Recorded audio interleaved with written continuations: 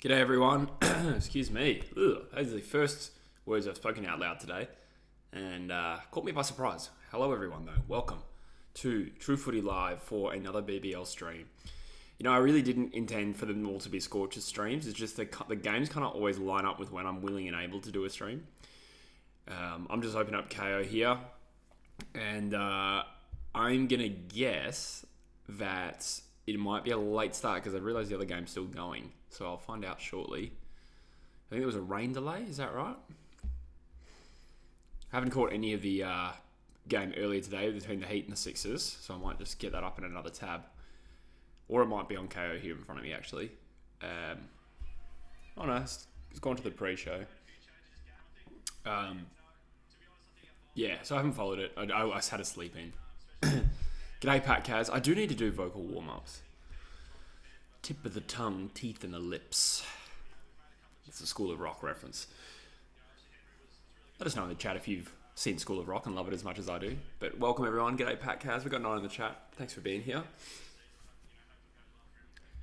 I'm looking forward to this. I enjoy these streams. I'm not going to lie to you. So there's a stream on New Year's Eve that I was going to do.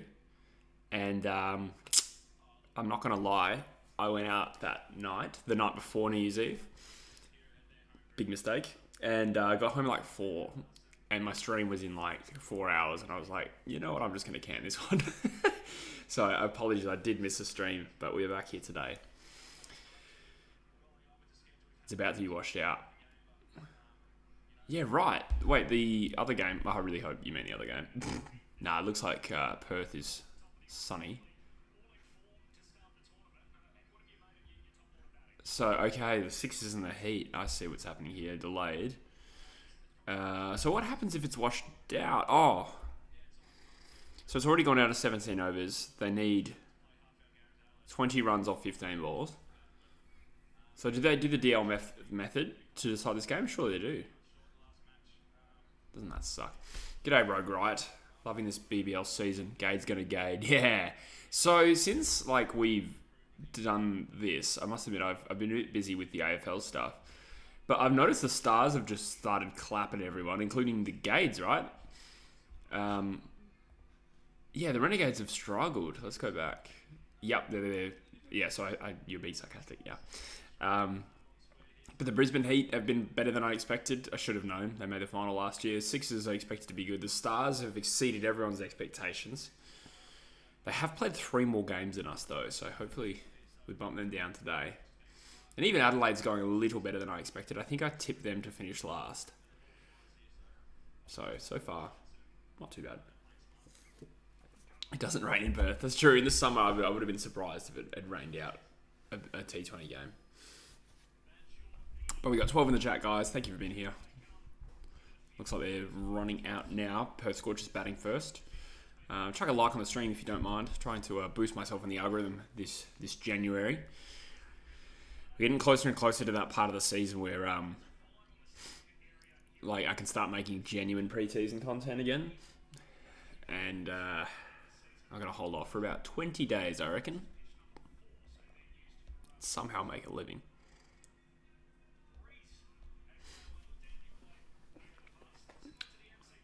Ah, Indigenous kits, eh? I like it. Scorchers donning mostly black today. We're like the sometimes maybe good, sometimes maybe shit clip, but without the maybe good. That's true. What did I tip it? I think I tipped the Gades to finish second. I think I went Sixers, Gades, and then Scorchers.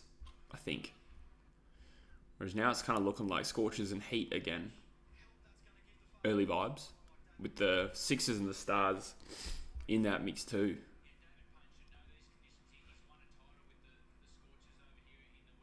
How have the Stars been so good? Like, I guess I've seen on separate occasions. Well, I know that Stones had one really good innings. Did Maxwell also have a really good innings?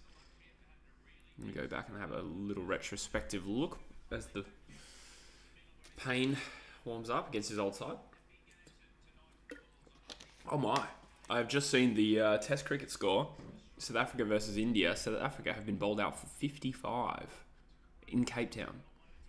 First innings of the Test. I didn't actually see who won the first Test.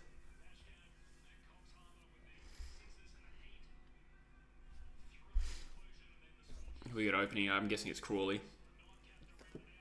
And somebody. Everyone signed my petition to fold the Gates and just merge with the Stars. Still probably won't beat the Scorchers. It'd probably still be a good game, to be fair. The Scorchers are just, for whatever reason, just ultra professionals when it comes to BBL. Yeah, so that's South Africa were 4 for 15, 5 for 34, 6 for 34, 7 for 45. My goodness, who ran through them? Siraj. What a surprise, 6 for 15. My God. Mukesh Kumar took 2 for none off 14 balls. That's insane. 4-9, Jeremy. Oh, great peach of a delivery first up. G'day, Brooklyn. Welcome. Good to see you. G'day, that AFL YouTubers guy. What's up? Not a lot. I had a little sleep in today. I woke up at 7 and then was like, stuff this. I don't actually have anything to do before the stream, so I just went back to sleep. Alarm went off at 9. Snoozed it accidentally 4 times. Woke up at 9:36 and I was like, oh my God, I need to go get a coffee before the stream. But I just made it. I needed those 2 extra hours of sleep, I tell you that. Inside edge goes for 4. That ball is moving. Good start from Payne. All out before lunch. That's true, Pat. Yeah, 23 overs or something. Rogie. What's a big bash? You.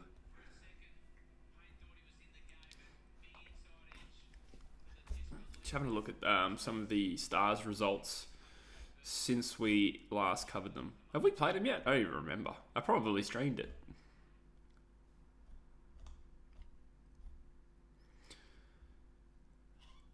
So, Stars beat the Hurricanes in a 7-over game. A little bit of luck involved in that, I guess. Then they beat the Adelaide Strikers. I think that was their biggest ever chase. And they beat the Renegades in another rain-affected game. God damn it, stop raining.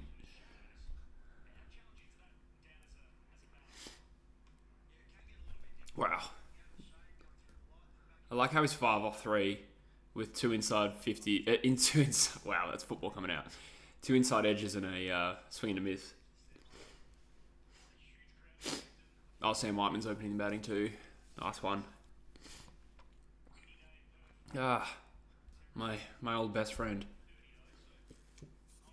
We go way back.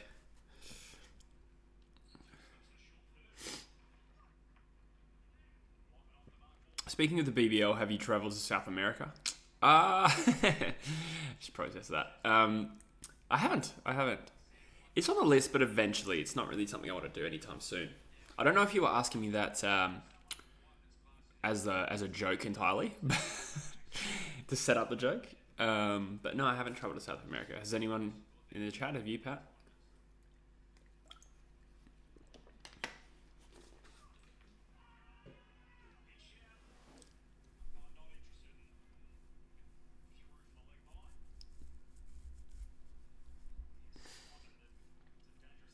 Seven on 5 balls is a solid start, considering we haven't middled one yet.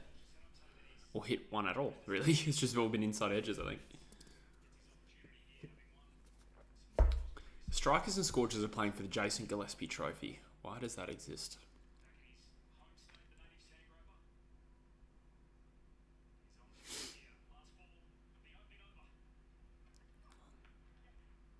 Another single 8 off it. Solid enough. Pitch looks good, but the ball's moving. G'day, Superhero Risers. Yes, I was just talking about that. Great start. I don't even know how the first test went. I need to catch up on that. I remember following it while I was on the stream last. And I've been a little bit busy since.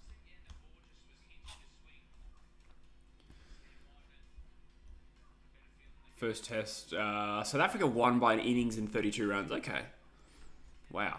So there you go. It's gonna even up. You can't imagine they'd win a game having all out 55. Part of it was a joke, but it was the genuine question. I haven't either. Yeah. Where would I like to go? Probably Brazil and Argentina, Chile, those kind of classic areas. I don't really know that much about what's good in South America. so it'll require some research. I'm a Scorchers fan, Brandon.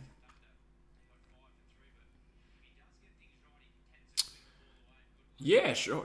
That AFL YouTubers guy, that'd be quite funny. I haven't seen those documentaries. I'll check them out. I might even just get them up in an open tab. But yeah, that's fine, mate.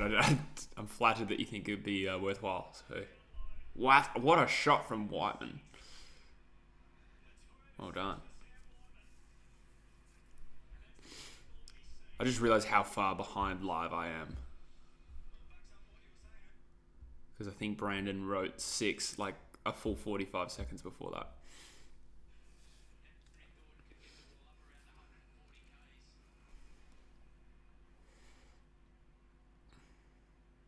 First ball from Thornton. God. Nearly another 4.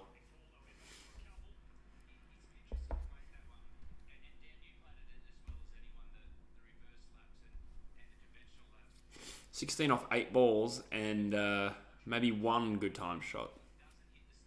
Good stuff.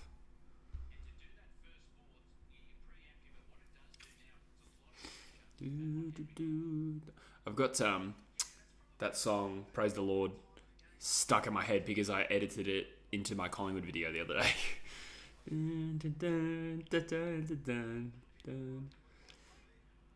Ooh, that was well timed and well fielded. Dot ball.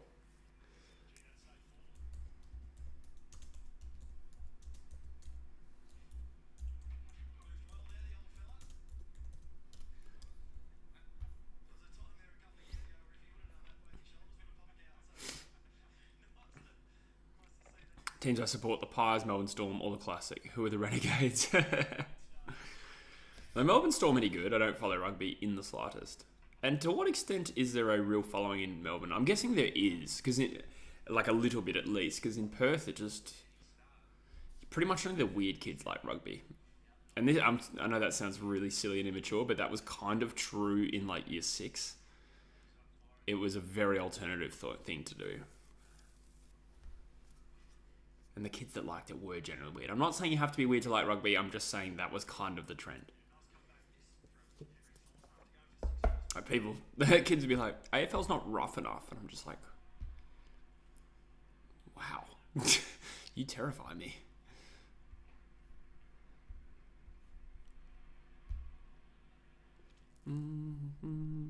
Kind of was a scary kid that said that, to be honest. 17 off 5 balls. Totally a sex tape. Yeah, good start to... God. I'll try to follow the Storm, but I just can't get into it. Yeah, I do find that the two sports, for the most part, are hard to transfer fans. Like, I can't watch rugby and enjoy it because the flow is similar enough to AFL that I get frustrated when they throw the ball backwards.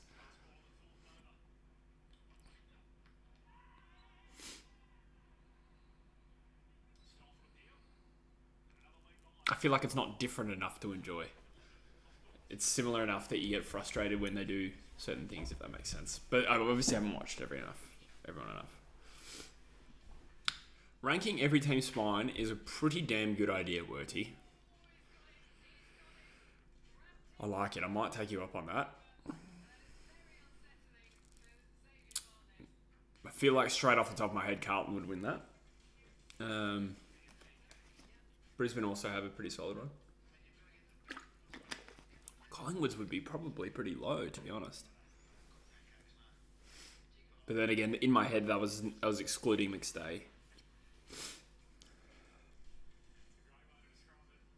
Australia versus India on 13th January, AFC Asian Cup. Australia's competing in the Asian Cup? Oh, wait, I see what you're talking about. I was thinking cricket. I get what you're saying. Oh, that's cool. Is the Asian Cup on? Amazing. I would really get around that.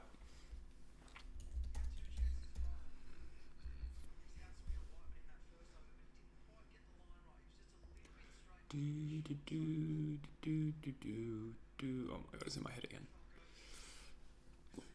Liking rugby league was one thing, but liking rugby union, that's just bizarre. I couldn't identify the differences between the two. I know that the NRL is league, right? And the Wallabies are union. Have I got that right? I know I sound like such a nuff. But it's funny as well meeting rugby people like on my Kentuckies. I've probably quoted this before, but somebody said to me, he's from Wollongong, and he was like, is AFL popular? I was just like, what? We just live in different worlds, don't we? Rugby union is good for World Cups. Yeah, okay. So I was right in thinking like the World Cups, that's union, isn't it?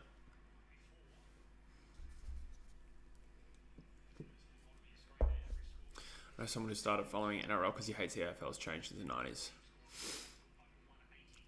That seems like a very dramatic reaction, but he must feel strongly.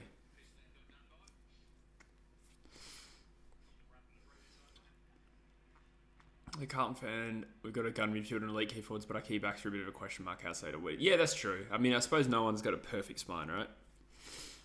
Everyone needs a chiropractor at some point in their life. Yeah, nah, it's true. I cannot understand the difference between league and union. Yeah, I don't really understand either. It's funny when I meet people here and they ask what I do for a living, and this YouTube channel comes up, and most of them haven't heard of AFL. Some have, but it's funny how they say they know what AFL is, and then they're like, always come up with, oh, it's like rugby union but rougher, right? And I realise pretty quickly they think AFL is rugby league. Like there's no distinction in their head. Moore is enough of a spine for us. That's true. I actually forgot about Darcy Moore when I said that. You're in England, right? Says the two Aussies. That is true, mate. I'm in England for the rest of this year. God, I just reflected now to this year I'm leaving England. That makes me kind of sad, to be honest. Shot. Whiteman is in some form. 16 off 10. Paquez. Very boomer mindset. Yeah, you can tell. You can tell. Is my nose all good? Sorry, what am I doing? Am I rubbing it a lot or am I sniffing? I promise I'm not doing anything untoward. I just woke up with a bit of a sniffly nose. But I am good. I should probably blow it. And I will next time I have reason to get up.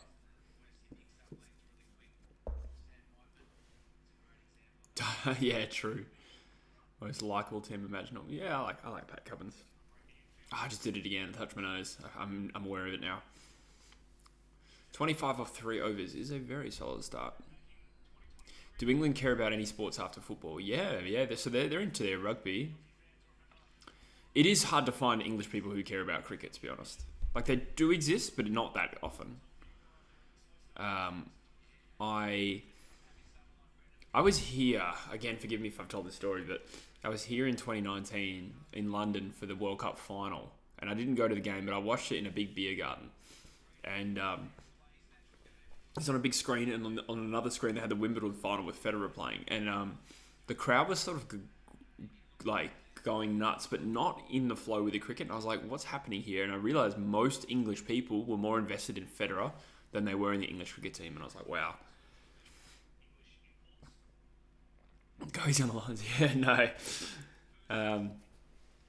That is not the case here. Excuse me, you can probably tell by my voice. Just a little bit congested, I guess, this morning.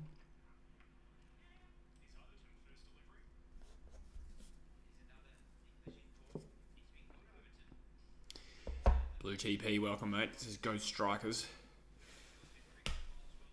Yeah, the Strikers are somewhat dangerous, but I'm happy with the start here.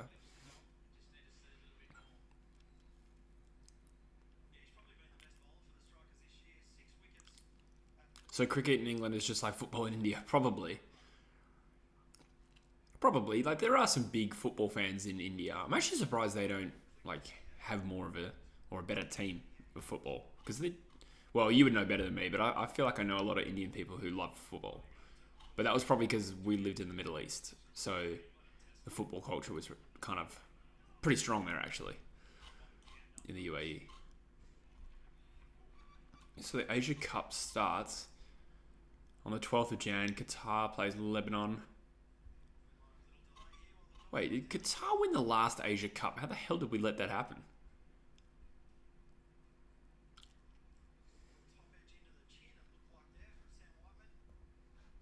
Is there a host? Probably Qatar. Football in Australia might be a reasonable comparison. That day in 2019 in London must have been insane. The Wimbledon final and the cricket final went down to the wire. Yeah, it was. Yeah.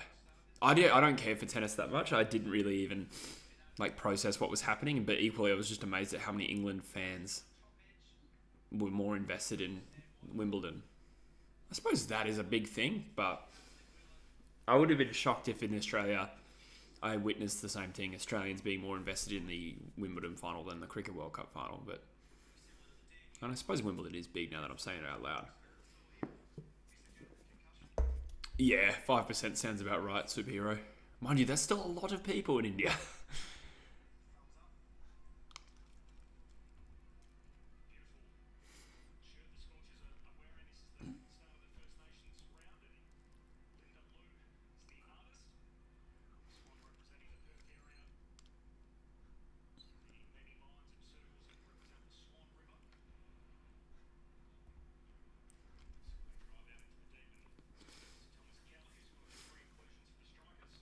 I was not actually aware of Warner's baggy green being stolen. God, why would people do that? That's pretty dog. I'll Google it in a second and have a look. A-League is so dead. Yeah, I do not follow the A-League at all, and yet I do like football generally. I like Liverpool. We did have Sturridge play for us for a little while. That was kind of crazy, but I don't think he played much. I think he came over during the pandemic, cracked the shits because of McGowan's borders, and might have left. Most people get around it for the World Cup and not give it shit outside of it. Absolutely. Yeah, fair play. Fair play. 28 off 3.3. Dot ball. Who is your favourite Scorchers player? Ooh, the two past ones would be probably Brad Hogg number 1 and Sean Marsh number 2. Sean Marsh was one of my favourite players always growing up. And Brad Hogg was just so damn entertaining. And arguably more entertaining after he'd retired from international cricket and became a BBL superstar. He was amazing. So good at the BBL. Modern day? Possibly Mitch Marsh. Probably because of the Marsh connection. What about you, Brooklyn, or anyone else? Who are your favourite players in the BBL? Have I ever been to the Australian Open? No, I haven't. I really don't follow tennis at all. Find it hard to watch. Amusement Production says, go cricket. Well said. G'day, Fraser. Why is the resolutions video members only? No, what you're seeing there, Darcy, is that the members have early access to it. So they will all eventually become viewable for everyone. It's just probably just a few days away. Is that gone straight up in the air? Oh, 6 runs, yes. At this point in time, there's no videos that are staying members only. Everything I upload will eventually go. It just might be a couple of days after. Maybe one day I'll start making members only videos, but for now, it's just early access.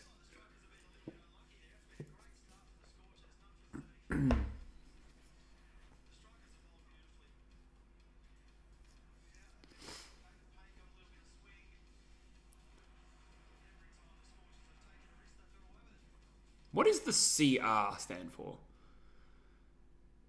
I can understand the fraction because 25 million must equal 2.5 CR. I think I remember what it stands for, but I didn't want to say it out loud in case I got it wrong. Yeah, that's a good point, Superhero. We are kind of disproportionately good at cricket. I don't know why. Just really got ingrained in our culture, but even still. Renegades legend, good luck. They don't deserve your affection. That's true, you guys got you guys got both Hogg and Marsh anyway. That's true, I forgot about that. I always loved Finchy and Dan Christian and Maxwell when he played for the Gades. That's right, did he start at the Gades or did he just go there for a year? Yeah, the BBL was how I discovered Glenn Maxwell. Well, that's probably true for all of us. Matt Short and Linney. Yeah, fair enough. Where's Chris Lynn from originally, though? Is he Queenslander? I know he's played for the Adelaide Strikers, but is he? I think he's Queenslander originally.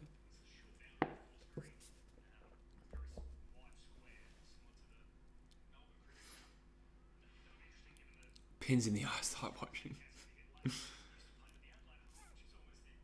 Okay, I'm going to have to blow my nose. Sorry, this is getting frustrating. I'll be back in 10 seconds.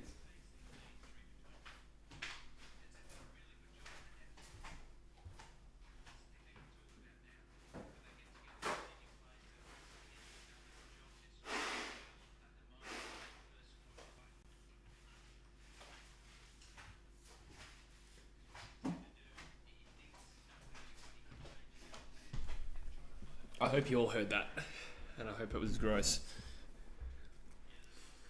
Favourite Gades player was Finch. Gotta respect my fellow Aaron. Yeah, true.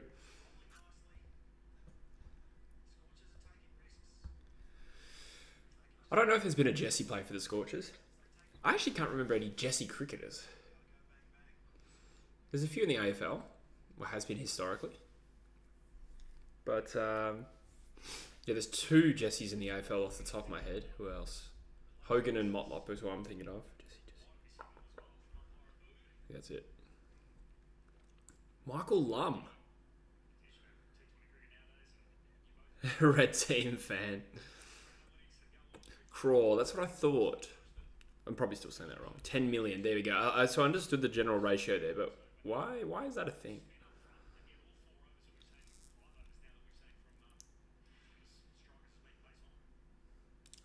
Lynn was in crazy form at the Heat, yeah. Did he ever do anything for Australia in T20 internationals? Because he's always been a really good BBL player, I feel.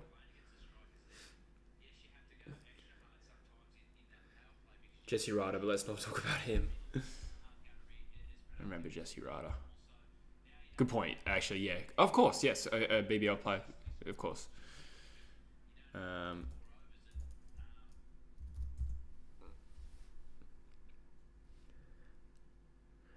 Yeah, so the Craw denotes 10 million, as Superhero pointed out.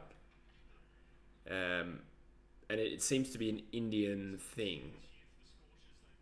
Although it is used in Bangladesh, in Nepal and Pakistan, apparently.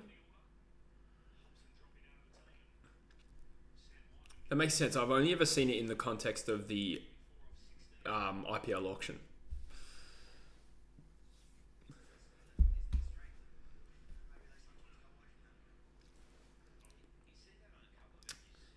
Is Connolly dropping down the order a good thing for the bad thing for the Scorchers? I would have thought probably a good thing. Like, he had failed a couple of times.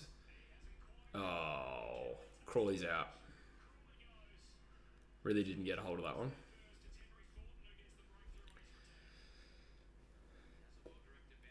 Here in India, no one knows about million or billion, really. We use thousands, then lakh. What's lakh? Get the Google out. Is that right? Huh.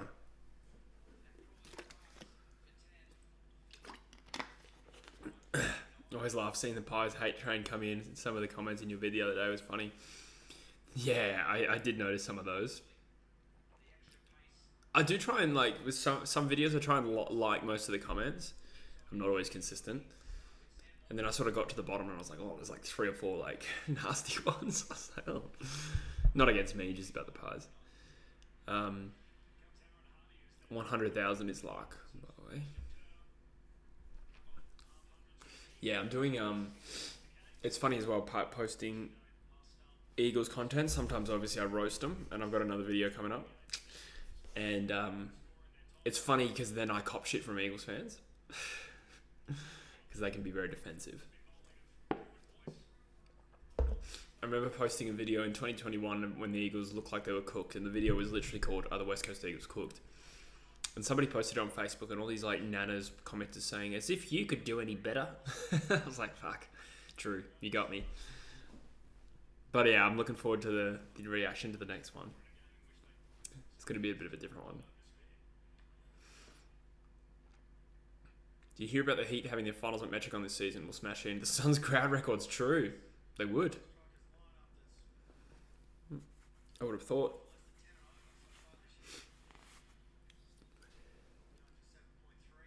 Had to cook someone in your comment section in that vid. Had to back me up, mate. I don't think I saw your reply. Did I? Unless I've forgotten it. Let's fire it up.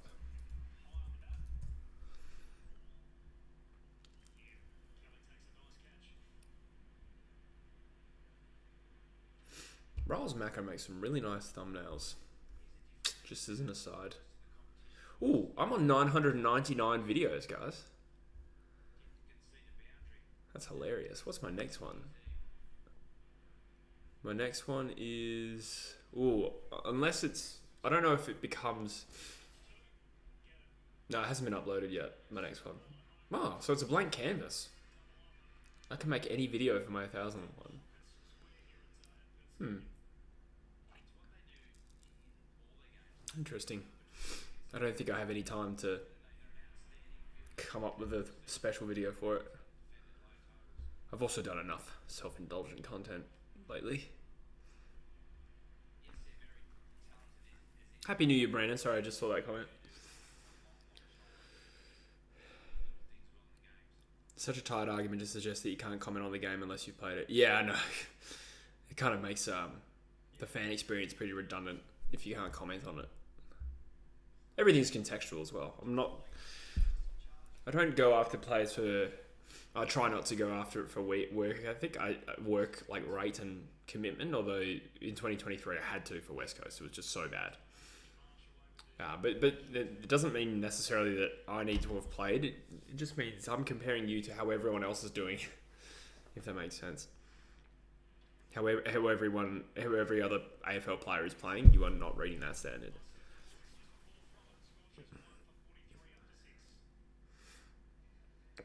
Bailey Killingsworth. Who's Bailey Killingsworth?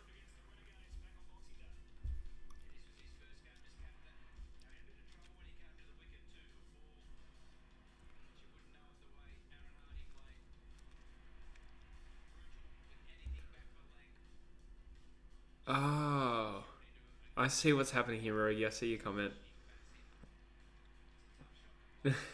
What?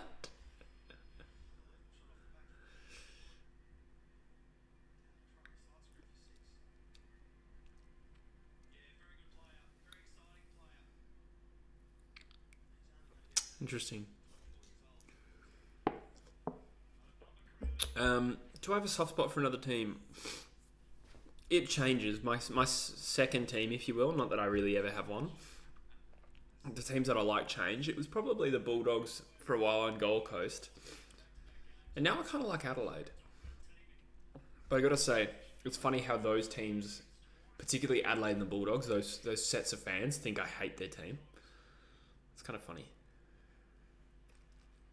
And Gold Coast, actually. Adelaide Bulldogs and the Gold Coast, all of their fans have cooked me in the past for being anti their club, and yet I just literally top of mind just listed them all as some of my other teams I'm fond of. I wonder if subconsciously, if I like a team, I'm feel more willing to criticise it. Probably not. I'd say it's a coincidence.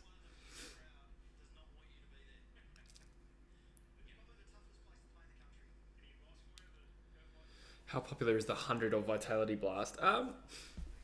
The 100 has a little bit of interest. I don't know. I don't know if it would compare to the BBL, to be honest. I feel like the BBL is a bit more of a cultural thing. But I suppose cricket... Actually, no, my theory sucks. I was going to say cricket aligns with their winter. It's a complete fallacy. Yeah, I don't know. I don't think it's as popular as the BBL, but I don't really know. I don't know what the Vitality Blast is. You might have told me in the last video. I'd have probably forgotten.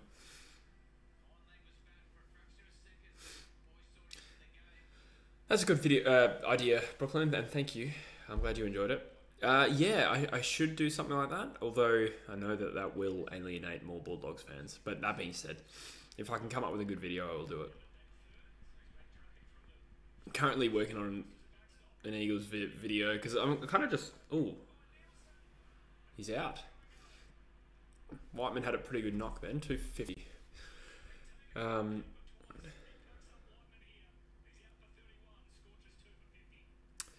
Yeah, right. I haven't heard that name before, I don't think. Or maybe I have and I just forgot. Oh, thanks, Brooklyn. I actually completely forgot for a second that you're a Bulldogs fan. I forgot for 1 minute. Um, yeah. Okay, that's good to hear. Thank you. Thank you. I'm glad. That is the case. Um, mind you, the comments in my recent Bulldogs videos, like the 2024 analysis, a lot of the comments were like, I previously thought you, up to this point, have been very anti-Bulldogs, but they said those videos were good, so that's a good start. Yeah, I've got some ideas for those kind of videos.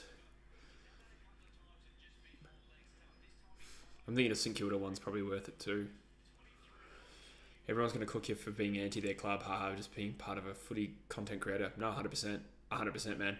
So one thing I've been doing, as I take one sip, is I've started dabbling a little bit with Facebook ads over this summer, to try and find new people. And it's been really, really obvious that on Facebook, there is actually not so much crossover with YouTube. Excuse me, the demographics, as you'd expect, like they're older on Facebook.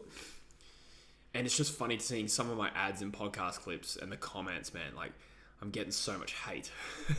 Not like heaps of comments, but the comments, they're all just along the lines of, who the fuck is this? Like, what a D-grade podcast. And I'm just like, to be honest with you, I was actually kind of pleased to see that, because I know that sounds silly, but just because a couple of boomers didn't like my video, I don't really care that much. But I was pleased from the point of view, I was like, okay, good, this is reaching other people. Because I think the annoying thing would have been to invest in Facebook ads and see, as this might sound really ungracious, but to see the same sorts of names comment and be like, oh yeah, or someone who clearly already knew who I was, that would have been a bad result. I'd rather push it out to people who've never seen it before, even if they hated it first, and then I can worry about winning them over later.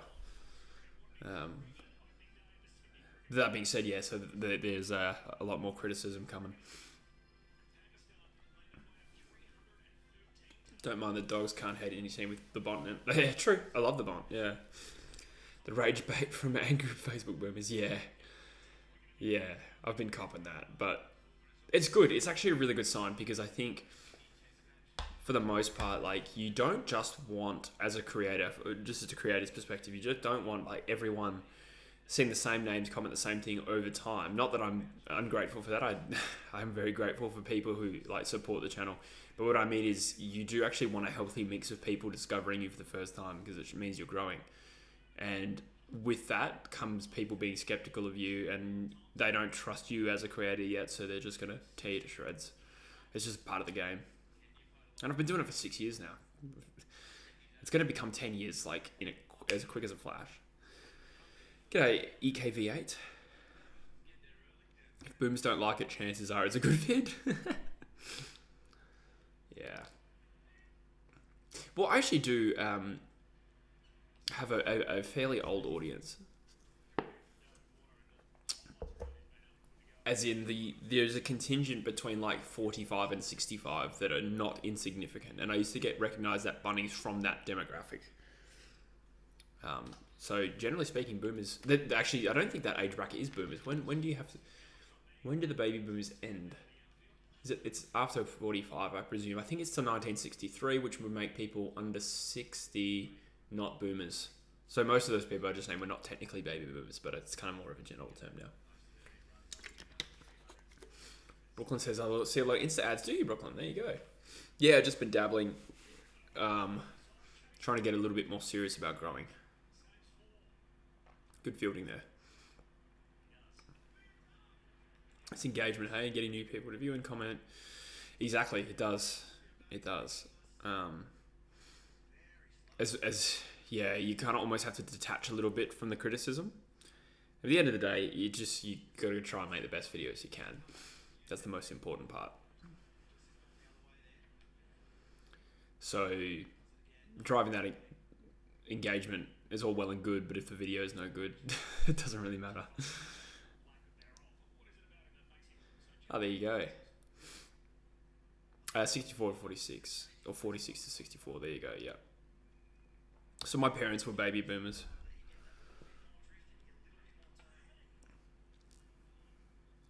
Yeah, Wordy's been seeing my ads as well. That's cool. That's cool. Yeah, I just have to wear them down through attrition.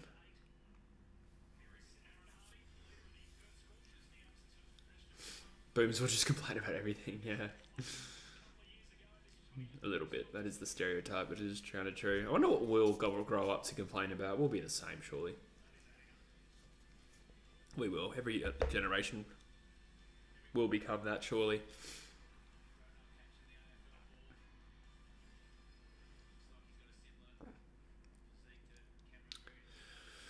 256 off 8. They've really started to clamp down a little bit, the Strikers here. We do have two good batsmen at the crease, though, so there is a sense of danger. I picked Scooters. I like Adelaide. Scooters?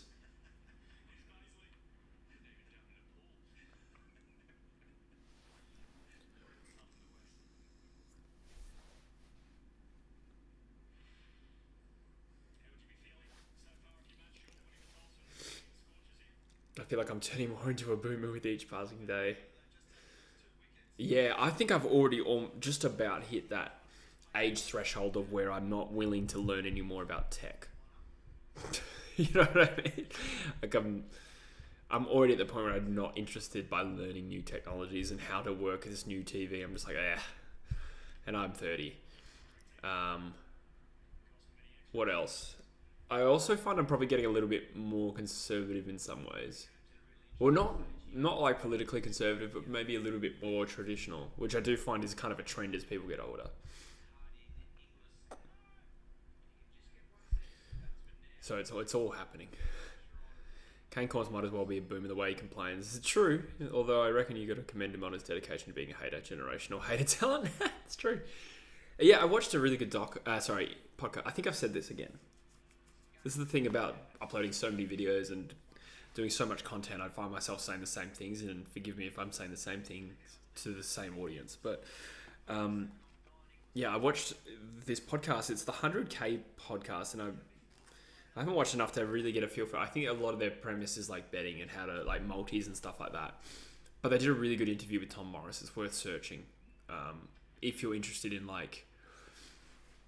Well, this was during the trade period, I think. They interviewed him and they're talking about like what it's like being a journo during that time.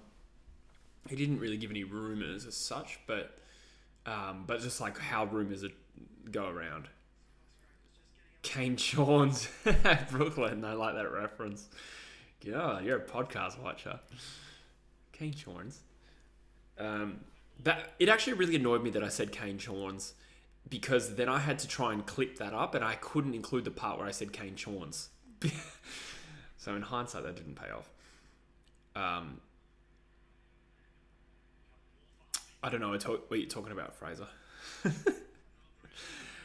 I was going somewhere with that, but Tom Morris said that he actually really respected Kane Cornes and he was super dedicated. And I saw him slightly different after that. He also said that Kane Cornes believes absolutely everything he says and doesn't do it for the clickbait, which made me like him less, but respect him more. Oh yeah, Pat K says I don't even Kane Cornes believes the shit he says.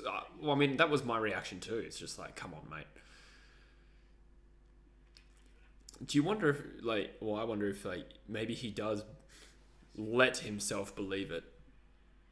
Like, he almost, convinces himself and attaches himself to certain narratives and then will argue to the death about them. But he's almost convincing him of that.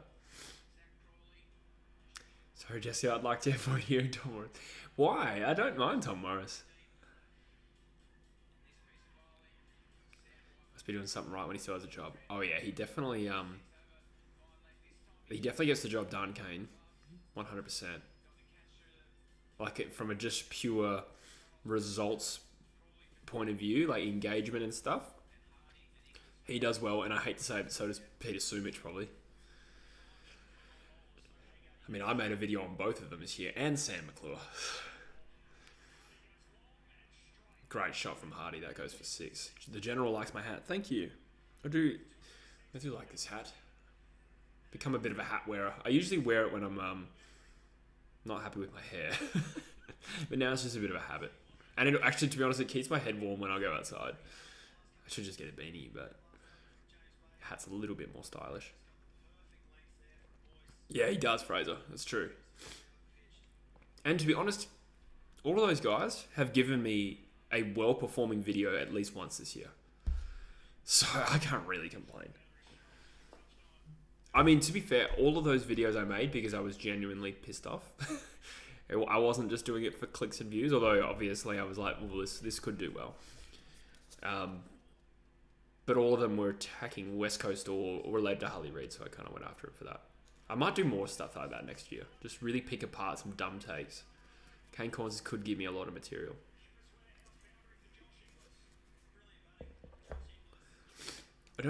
I think people don't like Tom Morris because of the incident. Is that why?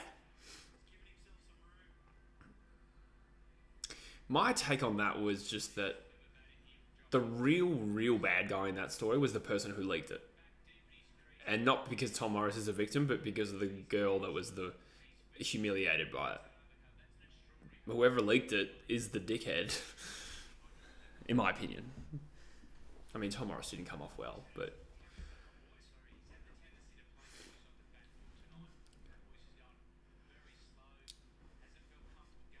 Okay, there's a few people going in on Tom, but I'm just saying, like, I'm not saying Tom didn't do anything wrong. I'm just saying, like, that was my first reaction, was like, the person who leaked this was completely willing to see that person humiliated, and that was where I was more angry rather than focusing as such on Tom.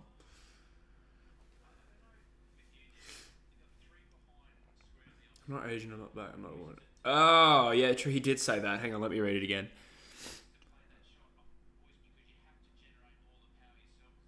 I actually forgot about that particular quote, Rogie. Yeah, okay, fair enough. That was not the one I was thinking of when I was just kind of like playing down the blame. I forgot he said that as well. Jeez. What was the context of that? He's talking to some, like, not fans, but just some blokes on the street. And he says that, doesn't he? And they're recording him. That was the context.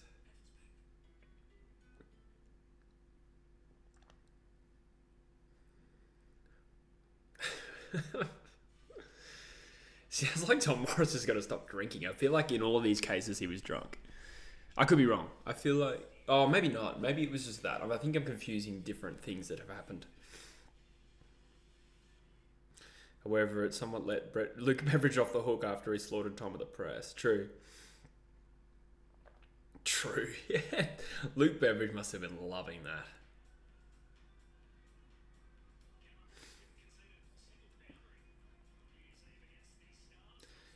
Yes, Fraser, that is what I was referencing.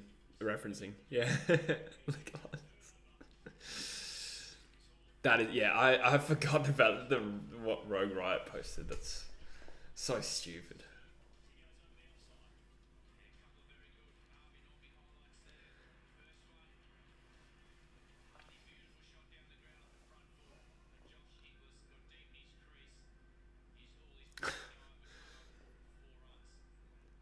Yeah, does anyone remember the exact context he said that above paragraph? Do we have the context? Not that I'm looking for reasons to defend him. I'm just like, how did that come up? It's such a weird thing to say. Like, all of it.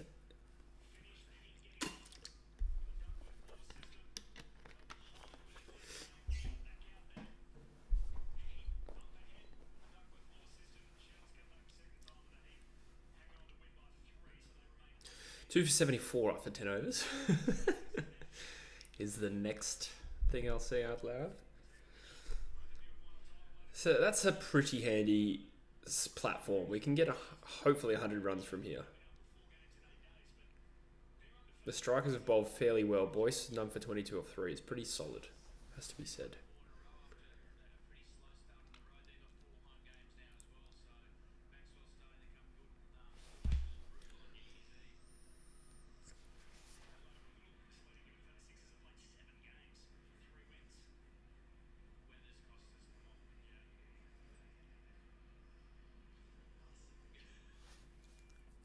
Thornton back into the attack. It's just frozen on me.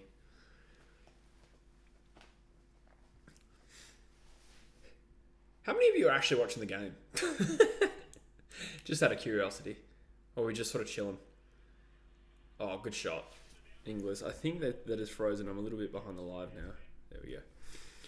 No idea. He was in a shitty video where he was obviously drunk. Yeah, that's what I remember. But we don't know why he said that. Like, I'm just trying to picture the series of events that led him saying that phrase or that paragraph. Can't wait to clip up this vid and clickbait here as a Morris Super does it. Yeah. Yeah, but I kind of dropped when I was sort of not defending him, but like was saying like, oh, why do people not really like him? And then I sort of went after the other person for the liquor licensing thing. And then I saw Rogi's comment. I was like, oh shit, he said that, didn't he?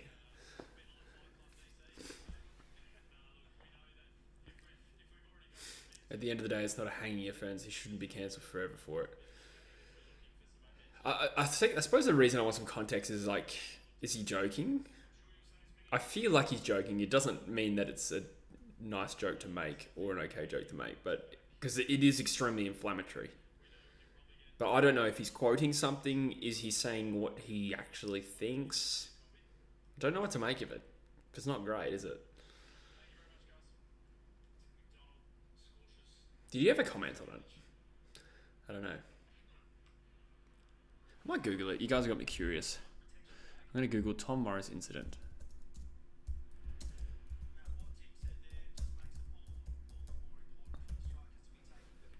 He obviously got his job back.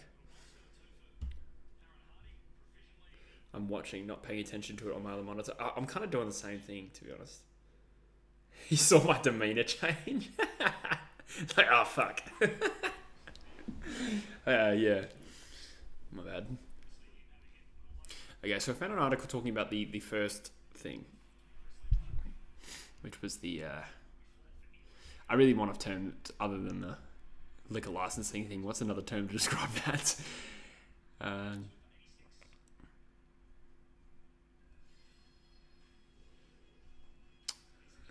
They didn't quote... That's fair enough, actually. This is a ABC News article. They didn't quote the original quote. Fair enough. He doesn't sound like he's joking. Is it? Yeah, I mean, look, I'm not trying to defend him at all, but I'm just thinking, is there a possibility he's quoting his like racist uncle or something? Probably not. Probably not. I'm just googling this to be curious, not because I'm looking for reasons to defend it. Before he said it, he said to the lads. He said, to the lads on tier 4. Ah, okay, that's an interesting thing. So it sounds like he is just actually talking. Weird. Thoughts on Cirioli teasing that he might come back to footy? I heard about this, but I never actually saw exactly what he said. So I might Google that as well. But surely not as a AFL player. Like, he's pretty old now, right? I don't know, Jesse. Sounds like you're defending him. Shut up.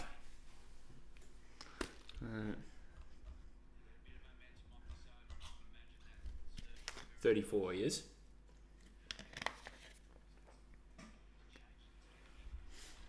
What an idiot Tom Morris is for saying that. I mean, I know that's kind of obvious, but it's like... It's dumb as much as it is offensive.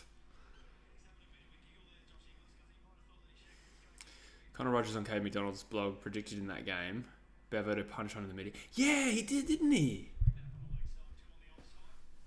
What was the result? Did they win that game? But I forgot about that. Connor Rogers did predict. That's so weird. 34. Yeah, exactly. I just want to see what he said. Job's not finished.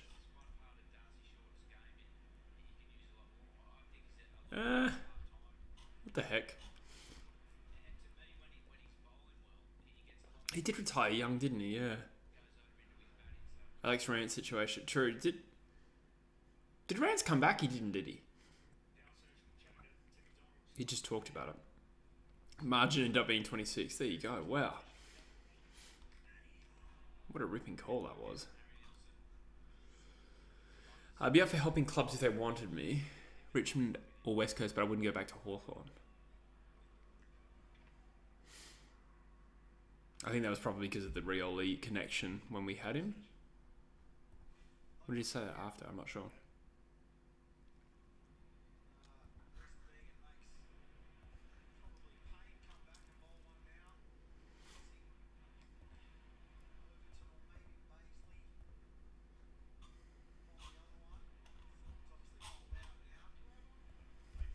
I'm accidentally using Bing to Google this. It was giving me some stupid chatbot.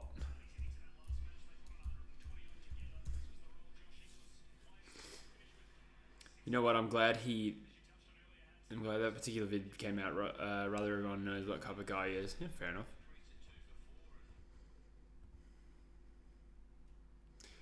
Oh, thanks, Tom. I appreciate that, mate.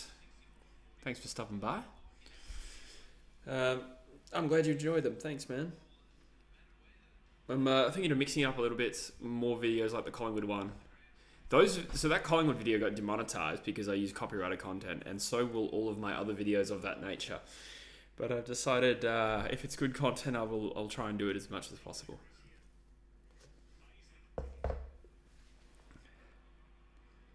That's right, he was still on the list. Bing, yeah, it was an accident that I opened Bing because for some reason, KO is only currently working in Microsoft Edge, like we talked about last time, rather than Chrome. So I'm watching that, and then it must have just defaulted to Bing. God, Tom Morris incident. This is like the fourth time I've Googled it because I didn't get any good results the first time. God damn it, Bing.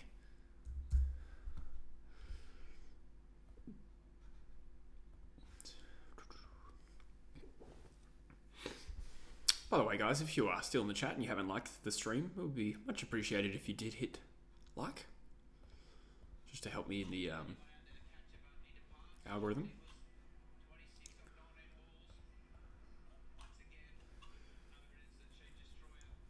I've opened up 4 articles. I hope I find something interesting here. They're probably not going to quote what was said, are they? Homophobic and racist slurs, yeah.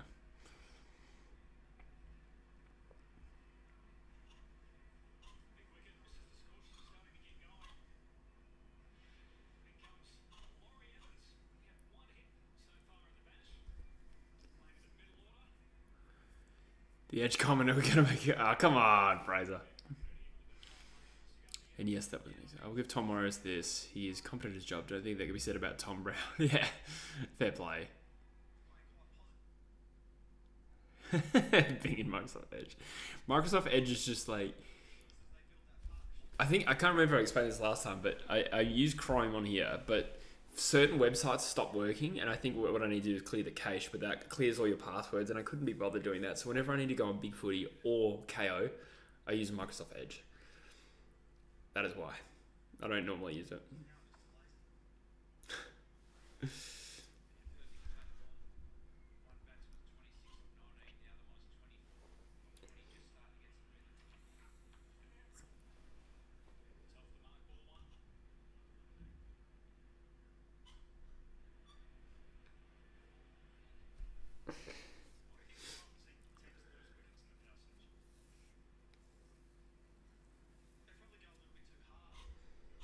Yeah, I just found a bit of a sob story article from Morris.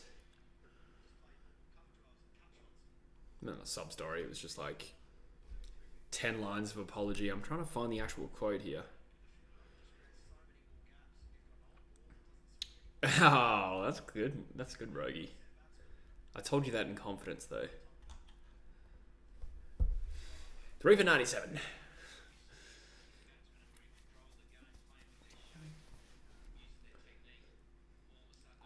Say it again. No, you didn't.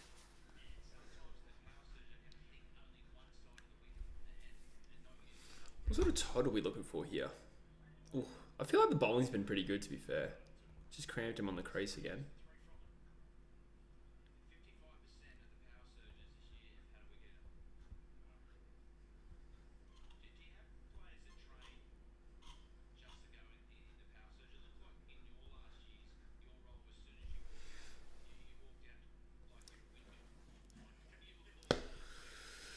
What are we on track for? So there are 43 deliveries left.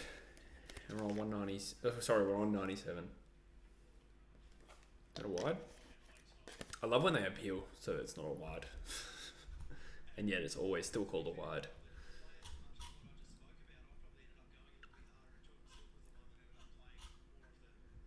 Yeah, I'm not going to find this quote. I need to accept that. Looking on 7news.com.au is probably the mistake I'm making.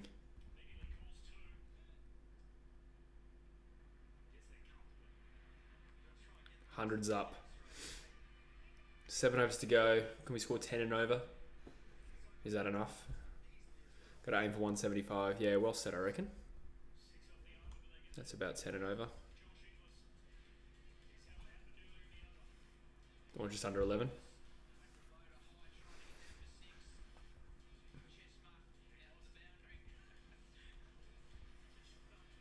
I don't think I even processed that Inglis got out. Or maybe I thought Inglis was Hardy. Is Hardy still in? I'm really not paying attention to this game enough.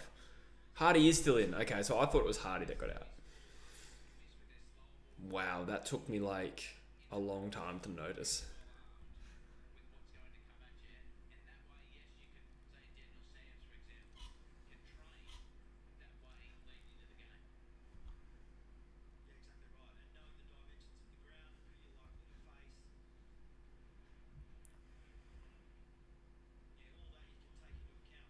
EKV8.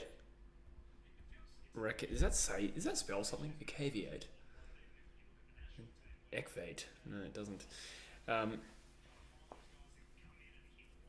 185 would be very juicy. I think that's a little bit out of reach for us. Hardy hasn't really been able to get off the chain in this game.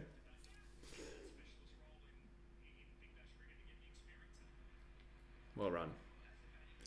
Brooklyn says 165. It's pretty windy out there. No, it looked... Yeah, no, it's definitely windy.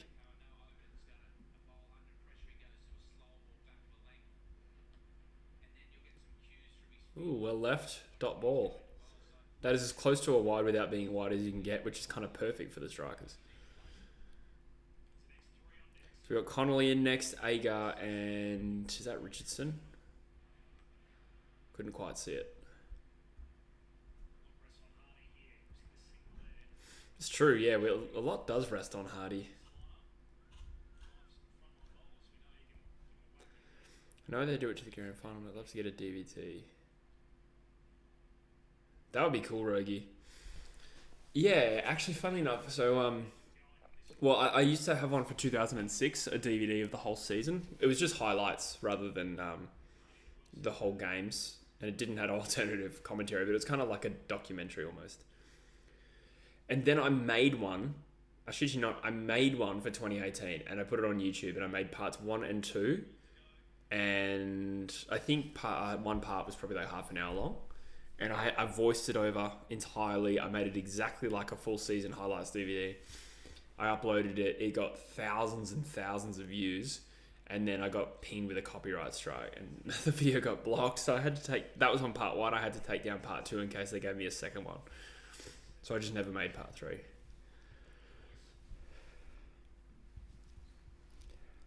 G'day, J. Tomo. I'm good, mate. How are you?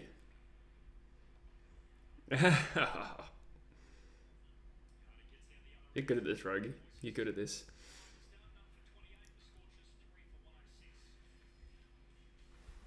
The jokes, that is.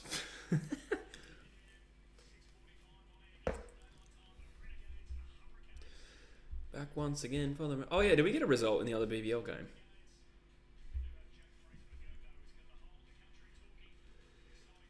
Heat won by 3 runs.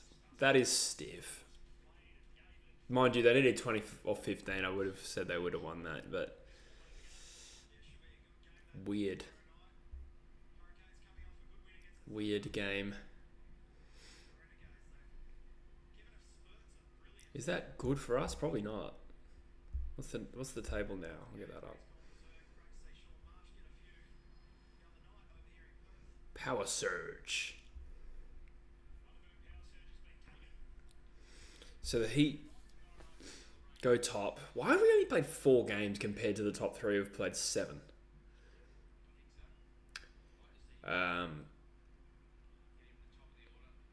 So we could still effectively become top if we win all our games. Come top. Gross. Sounds like some sort of noun.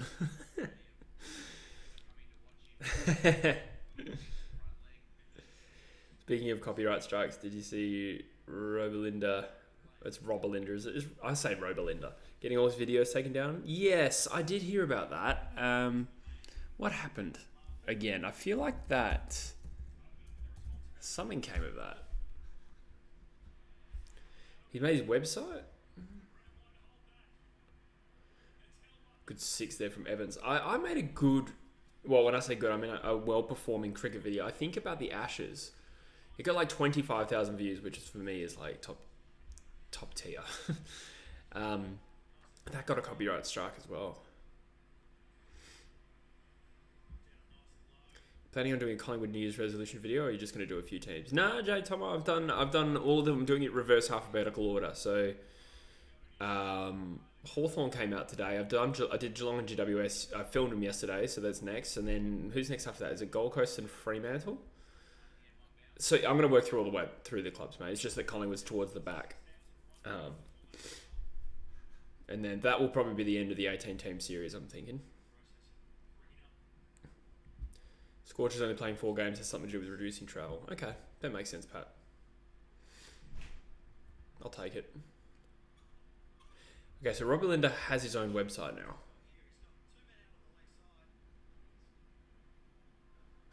That's wild.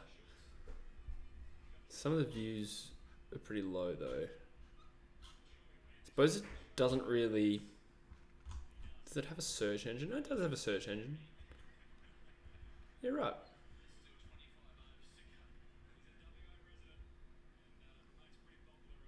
It's funny to me when I see little iconic channels like that. Not little, big iconic channels like that have such innocent names. Like Rob Alinda, I assume it's just like he and his wife's joint channel that he just started uploading. I presume it's Rob and Belinda. Great 6 there from Evans. And it's funny how that's just like an iconic name now. Yeah, nothing compares to YouTube. That's true. Sorry about the mic. See if I can fix that. It's hard with this angle. There we go. That's a little bit better, but then I'm a little bit lower on the screen. Although, I can probably fix that too. You'd almost think I'd be better at this. I kind of do this for a living now, so... Hang on. That's made it worse, but... There is a dragging function. Hey! This feels too close. I feel so much closer to you guys now. It's very intimate. I'm also like looking right down the camera, so it's kind of creepy. Anyway, we'll go back to the usual programming. Was that another 6 while I was doing that? I think it was. Laurie Evans giving us a real big sniff, and not in a bad way.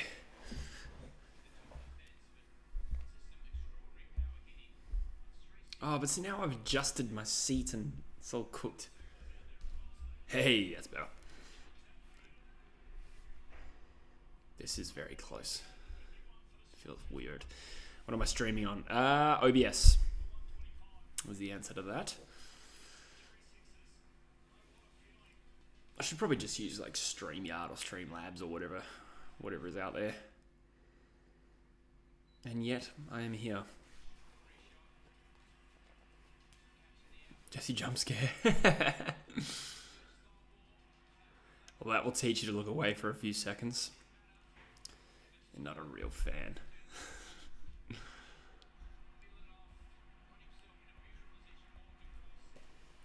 Nice little cameo there from Evans. BBL fielding. Hasn't come up on my screen yet. Whatever it is, I hope it's bad.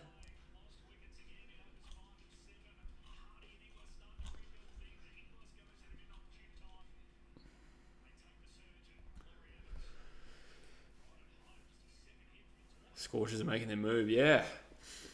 So 10 and over now will get us to 175, so that's not out of reach. 12 and over would get us to 185. That's possible. What country do you believe an international AFL team would be based in? Ooh, here we go. Sorry, I will answer that. This must be the bad fielding. I'm guessing he's dropping it. Yes! Darcy Short. That's a tough one. I remember when I used to play cricket in like under 19s. We used to do training like that, and we used to train under lights, and they just belt the ball literally as high as that routinely, and we just had to field it. It was actually quite scary as a 14-year-old. That hit him in the head. Imagine having to do a concussion test for that.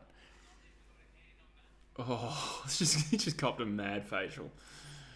That's right, Pat. I don't really mind that much if you spoil it a little bit. What country do you believe in international thing? I think the most obvious one would have to be New Zealand, just from a logistics point of view. It'd be kind of cool to see like a Pacific team. I don't know though. Like Samoa and Fiji and that, just like a combined team, that'd be kind of cool. But again, logistically a nightmare. That's so embarrassing for him that he has to do a concussion test. Obviously, I hope he's alright. But imagine just dropping a catch and then everyone sees that your hands barely touch the ball. It could happen to anyone. I think the ridge of his hat's actually copped a lot of the impact, which is good. I'm like half an over ahead. Sorry, guys. I'll try and thank you for trying not to spoil it. I'll try and skip ahead a little bit.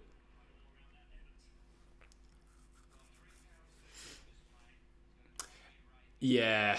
No, Rogie, I was deliberately laying the bait there.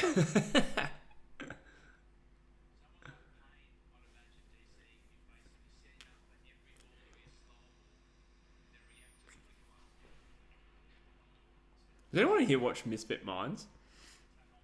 They are so funny. There's these boys from Perth that I remember. I think they kind of popped on YouTube because they snuck into the 2021 grand final. And then they went on Jamo and Dylan's podcast in Perth, and then they were talking about like making it big on YouTube. And I'm not gonna lie, at first when I saw it, I was like, okay, it's good for them. But I've seen so many people come in and say that they want to make it big on YouTube and then lose interest. And then I forgot about them for 2 years, and then I started watching the other day, and they are some of the funniest blokes. They are so good. Some of the funniest stuff on YouTube. Anyway, what you just said reminded me of a video of theirs where I think somebody was saying they were making inappropriate jokes, and Seb was just like, yeah, well, you keep fucking setting us up.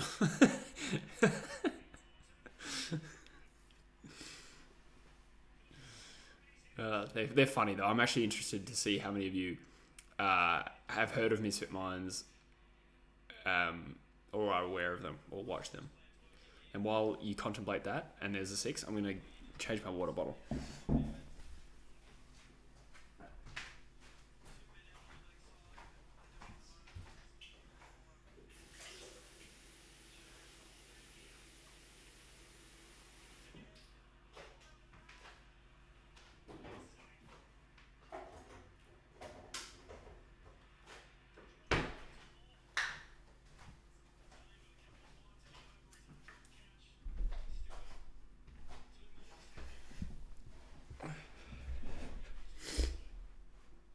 Thoughts on a potential third team in WA?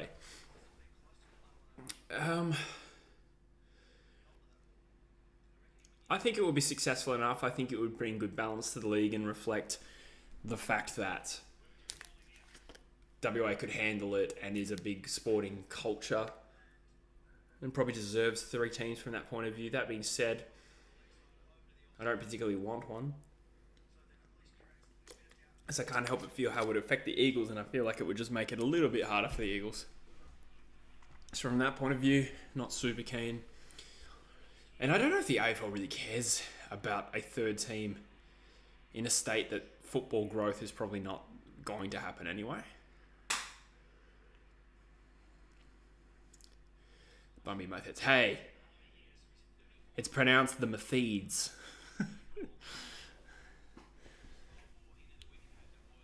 I don't even know how a Bunbury team would work. I think it's too far away.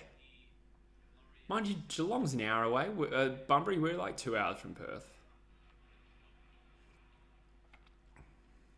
I just can't imagine imagine Harley Reid getting drafted to the Bunbury Methides with pick 1 and then going down to Bunbury and being expected to stay there. Look, Bunbury's a really nice place, but it's not going to capture the interest of an 18-year-old potential superstar. There were talks of expansions a few years ago, but I'd say it's been abandoned since the longer season didn't go so well. Good point. 20th team Darwin. That would be cool. That would be cool. Again, I feel like they would have some retention issues. Not that Darwin's not a nice place from what I've heard, but we're talking about entertaining and capturing the interest of 18-year-olds. It's going to be a real challenge. When a lot of them are going to be Victorian and have 10 Victorian teams to choose from when they request a trade in 2 years. I think it would be difficult. Tassie's at least producing a fair bit of talent now. Ooh, shot. And he's closer. That's another 6. Wow, this is going well now. Evans is having a massive innings. Strikers get whacked for the higher scores. Payne done for 40 every time, really. Hadn't really noticed. Other than, I did see that the Stars obviously chased down 205. Don't really see the point if they're not expanding into the new market. Yeah, I suppose there's two ways to look at it. You look like our league is ridiculously imbalanced, and there should comparatively be less teams in Victoria and more teams in WA and South Australia to really reflect it as a national game. That being said, when it's already like this, what are we really achieving by adding a third team in WA or a third team in South Australia? Could relocate.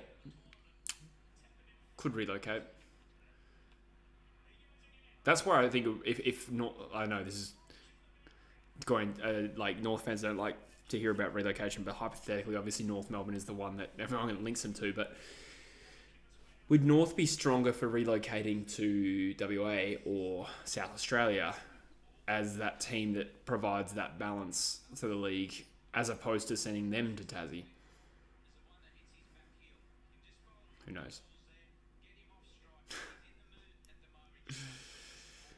Hi, Dylan. I do like Wendy's. Tell me, Dylan, are you a master of disguise?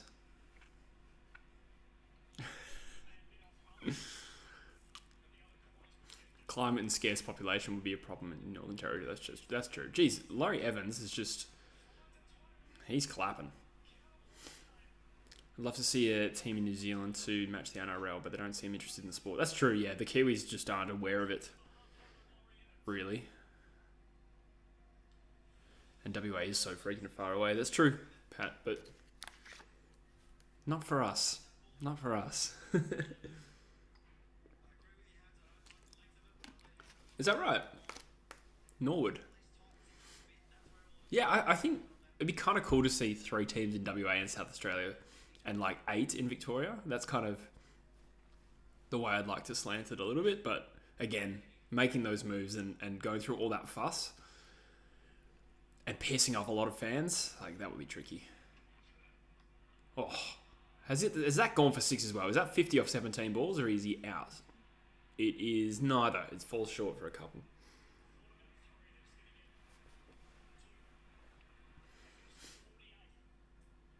Darwin would be good in an ideal world, but realistically, it's never going to happen. Yeah. But there's got to be a 20th team, surely. I mean, I suppose they can get away with a bye every round and get rid of the mid-season bye. I don't know. Oh, really, Rogie? I didn't see that coming. That's what she said. If WA had a third team, would there need to be another venue, especially for Joondalup? Can't have 3 teams where one venue and one stay, can they? I mean, how many times does the MCG get used in a weekend? At least twice, right? And Marvel probably at least twice. So could Optus get used 3 times in a weekend? No, it would be 2 times in a weekend because there'd be one team away at all times. So it'd probably be going 2 and 1 and 2 and 1. That would get hard to fixture. That being said, I think it is feasible. Yeah, Pat, I thought 175 was optimistic too, but this has been absolutely unreal from Laurie Evans. Apologies if he's talking. Do math. It's not funny if you don't read it.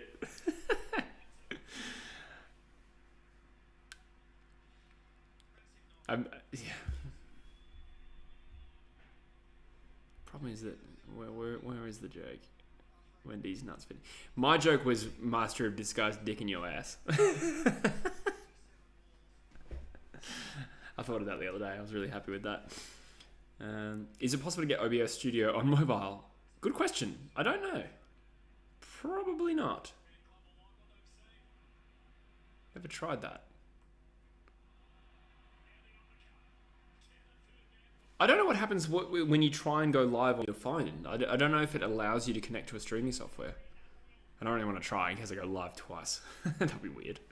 Simultaneous live streams. Crocodile's a good idea for Northern Territory here. Yeah. The Crocs. To be honest, Wendy's in America is mostly known for their ice cream. Are you sure? I thought the Australian one was the ice cream one, and the American one's like burgers. Because I've had the American Wendy's and it's good. Canberra team also a possibility. I suppose. I think GWS are trying to claim that territory, so I don't know if you think they want to cannibalize it. I thought Dairy Queen was more known for their ice cream, their blizzards. I don't know. Go back to the 80s and go through with the Los Angeles. Wait, that was a thing, wasn't it? Los Angeles Crocodiles.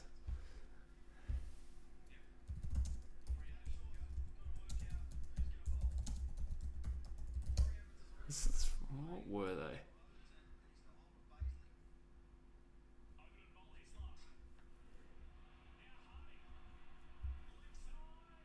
Oh, good catch. Hardy's out for 34. Well taken.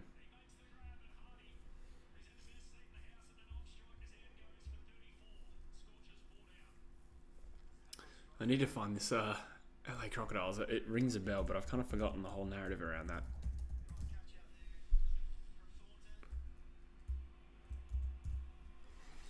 In 1987, a $10 million proposal from Perth magnate Errol Marin was put forward for a VFL expansion club based partly in LA and partly in Melbourne. What a ridiculous idea.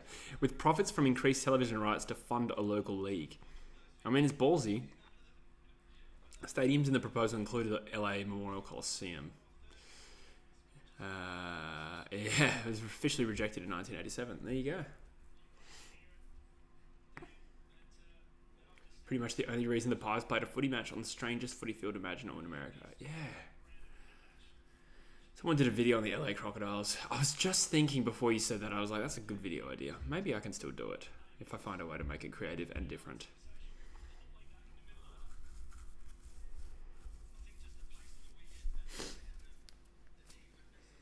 It probably was Cardman. That sounds like a Cardman style video.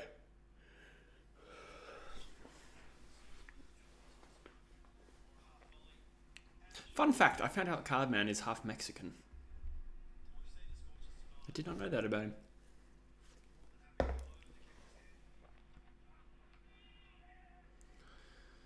Evans, this would be a good time for some late innings heroics.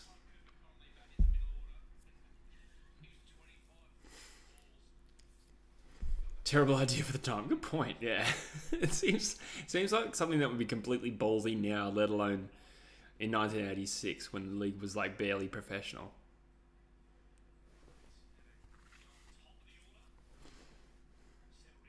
Like they didn't even have a team in WA in the VFL yet. Like the Eagles came in the next year. Good shot from Evans. Another boundary. You should do a video on the US AFL teams if it's on theme. That's a good idea. Yeah, I might research that soon. I'm actually starting to bubble away with some genuine football ideas now. It's nice to have a bit of freedom. Or when I say genuine football ideas, I mean creative football ideas. So that adds to it. One of my favourite videos I've done is a really obscure one, by name as well as nature. We did a obscure AFL players challenge in 2021 where me and Drewzy try and do a quiz and name obscure AFL players. It was a fun video. Didn't get a lot of views, but I'm thinking about clipping some of the funny parts up and putting them on reels because that's trying to really grow my shorts, you know. God.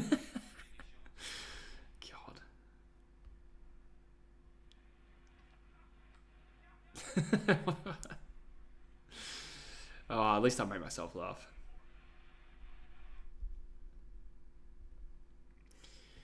Only Essendon, Carlton, Collingwood and Geelong were profitable back in the mid-80s. That's right, yeah. Jeez, wow.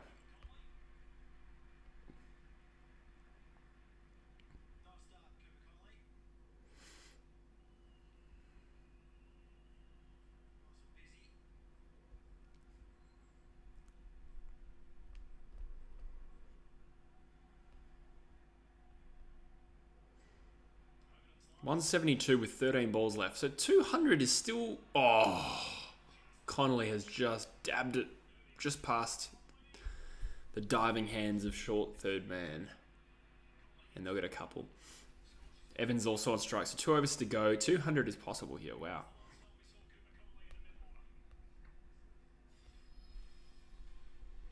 Sorry, I'm just having a look at my analytics. I really wanted my Collingwood video to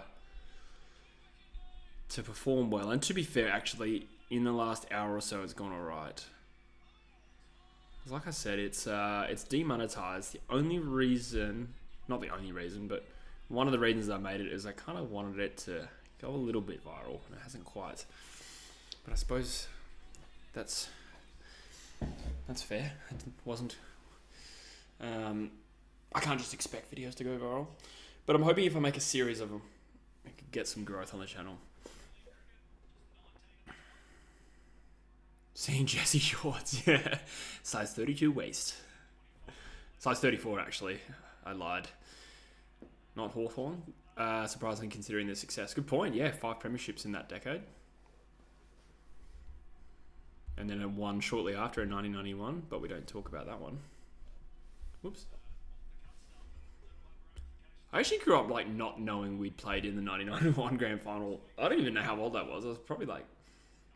I remember being like surprising to me that I didn't know we'd lost a grand final before 92 and 94.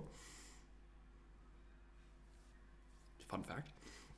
Hawthorn was struggling while being successful. That's why the Melbourne Hawks. Good point. Actually, yeah, good point. They nearly merged, didn't they?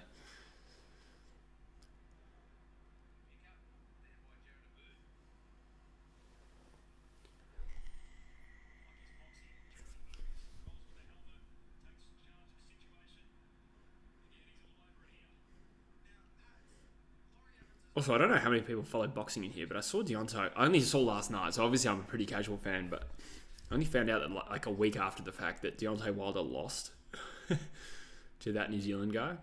Is that a big shock? Ring UBL. Yeah. Fair point.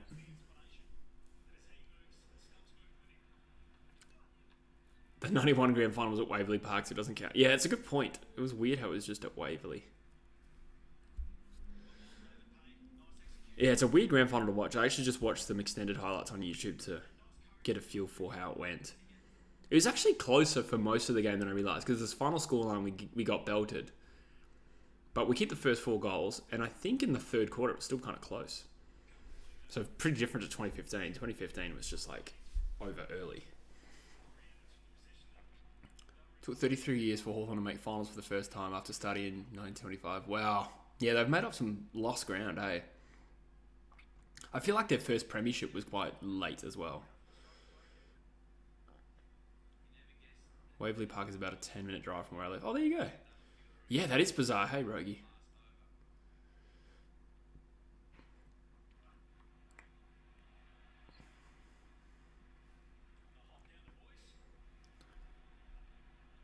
$157,000. What? Is that a reference to something? Surely it was never 157,000. Ooh. The Strikers have gone overtime. Oh, what a powerful shot. Laurie Evans is in some ridiculous mood and form. Like, he is just crunching them.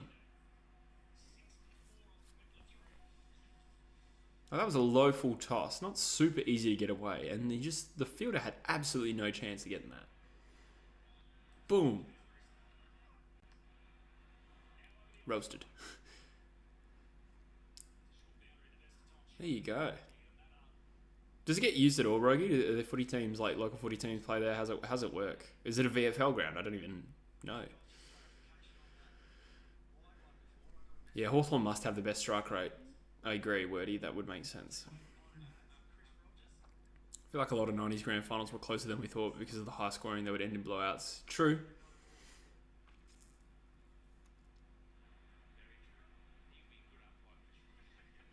I'm trying to think of other examples though. I mean, there were a couple of thrillers. I'm trying to think of them now. Was 1993 close? Now that I think about it, I actually don't really remember the scorelines of any others other than West Coast's. I think the first Eagles win in 92 was 28 points. That was a pretty good game, I think. It was planned to be 157,000. Wow. Was this, when you say renovated, was this like 2004, that kind of era? I remember the MCG being renovated then. I think Hawthorn do or used to train there. Yeah, that makes sense. Yeah. Hawthorn still train there. Gotcha. It's funny how these little Victorian details that are probably well known to you guys I just don't know. And I have a YouTube channel. But it's, yeah, I'm constantly sort of learning about how little I know about like Victorian culture. Victorian football culture specifically. I need to go live there for a bit.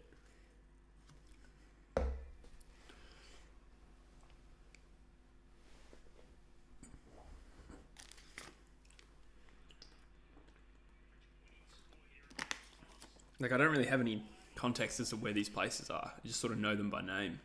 Shot, Connolly, 6.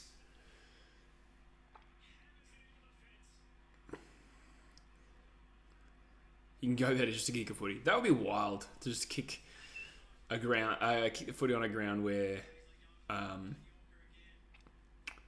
grand final's been played. I'm trying to think. I haven't been on Optus, but I think I kicked a footy at Subi. I'm just trying to remember what game that was and why I did that. I feel like that was around 2016-ish. Concrete cancer at one of the stands.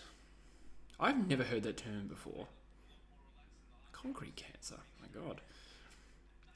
It had to be redone. I see. Very knowledgeable, Brooklyn. Yeah, right. Not having a train line there would be a massive problem. Good point. 157,000 is ludicrous. I wonder how many, if the MCG was 157,000, I wonder how many people we would get to grand finals. Because it would just suddenly become a lot more accessible. Surely that would still, I think that could still sell out 157,000. Oh, shot. Laurie Evans. Liam Picken.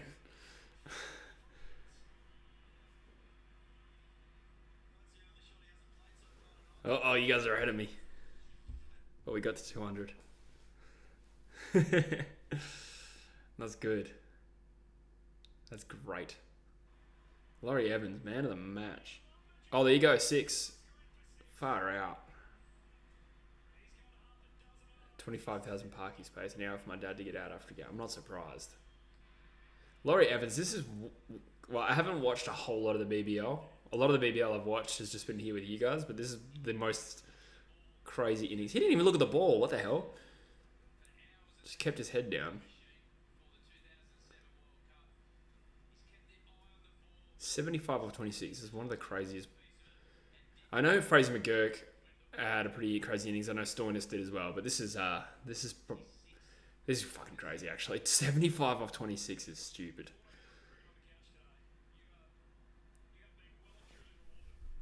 Two balls left. Story of my love life. All right. So how many did you start with? Basley, 47 off 16 balls. Wow. Baisley, sorry. That should be pronounced Basley. I don't know about it. KO's been a little bit of a dick. 201. KO, you dick. It keeps like getting distorted. Hey, another 6. Literally, as the bowler runs in, it gets distorted. Far out. Ooh, some kind of innings.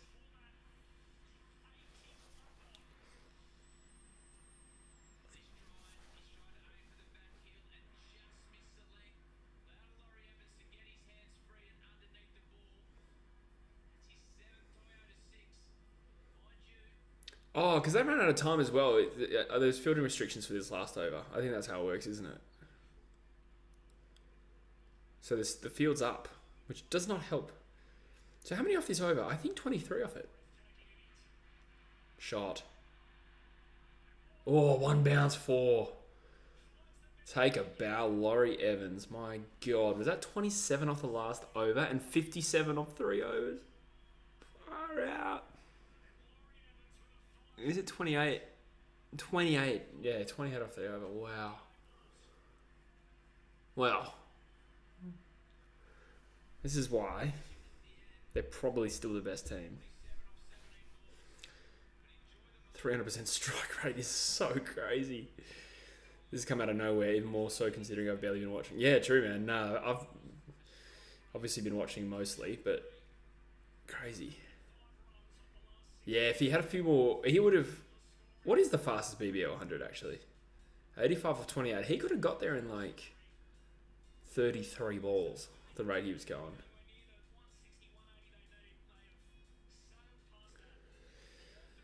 Scorchers get big crowds, eh? Funny because the average attendance for the recent Perth test was only 19,000. Yeah, right. What is the crowd here at Optus then? I suppose it helps when you're, like, such an entertaining, good team that generally win.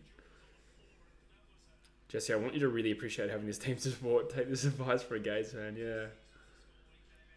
I know, man. Perth are just so damn good at BBL. Like, historically. Since season 1, we've been good. Did we come last one year?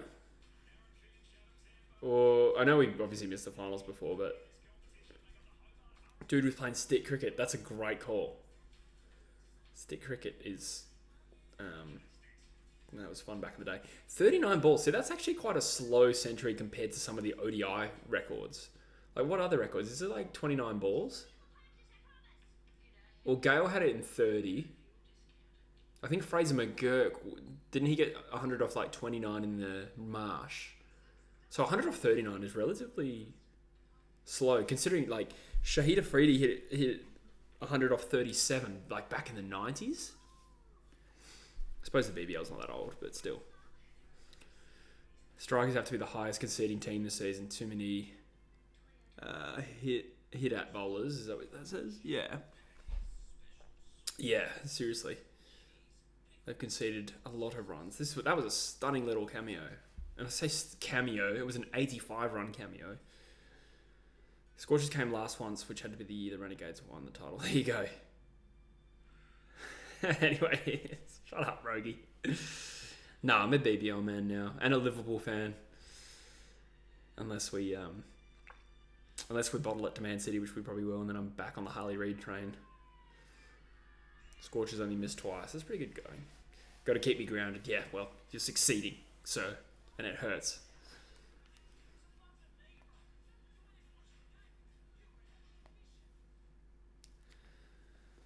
So I think J. Tom asked who I go for. Yeah, if you hadn't worked out from the just previous conversation, I am a West Coast fan. 230 BBL. Was that the highest score?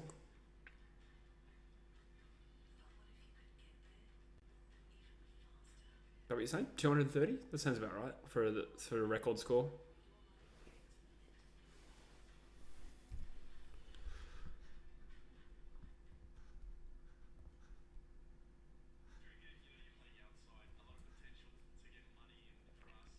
Right, with McGurk. Okay, there you go. Yeah. And then he hit like a 22 ball 50 or something, or 21 ball 50 the other day, right? Something like that. I feel like AB de Villiers, didn't he hit like 149 or 44 balls, or was it 144 or 49 balls? Like that's probably one of the craziest things I've ever seen. Glenn Maxwell's actually probably the most crazy I've seen, but considering the match context. Pies have also won their premierships since the 2000s, only when the Eagles won the spoon. Good point, yeah. I also noticed before that the Eagles always win a flag 3 years after getting belted in a grand final to Hawthorn. Not every time, but it's happened twice. Do me a favour and continue to stink. Oh my god. Nah. I think we'll avoid the spoon now. My blind optimism. But I don't think we'll finish higher than that. Like, too much higher than that. We're just so good, man.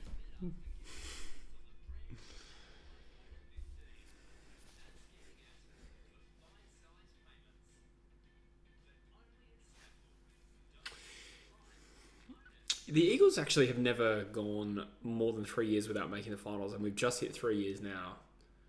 So we're almost certainly going to break that streak, which is kind of sad. 149 or 44, there you go. 31 balls. Thank you, Pat Kaz, for that information. I thought for some reason that 30 balls... I felt like Chris Gale hit 30, but maybe that's the T20 record. Jeez, Jesse. Come on, man. I'm going to back us in to be better than North next year. That's my bold prediction. But mostly because of the age of profile.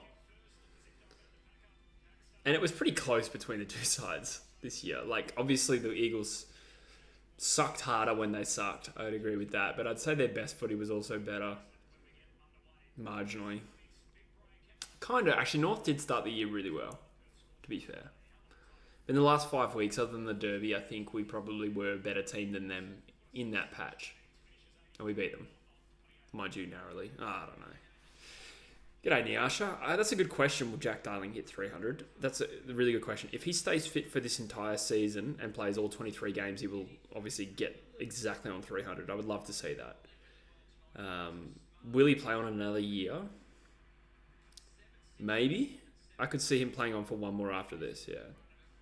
Gaff, I'm less confident about. What's Gaff on? I think he's a little bit behind Darling.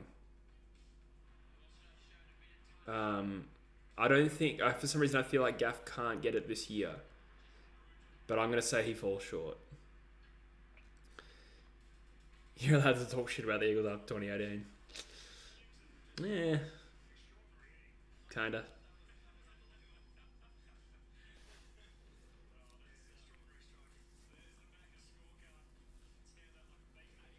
I've made peace. If we win 2018, Buckley doesn't leave, which means we don't get McRae. Good point. Yeah. Mind you, in either scenario, we have a premiership. I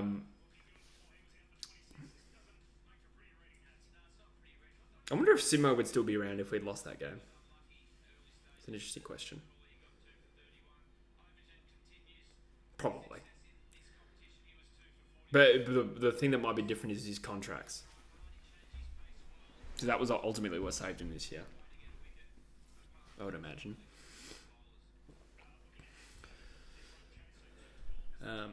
But it is also easy to make peace with your previous grand final loss once you've won one.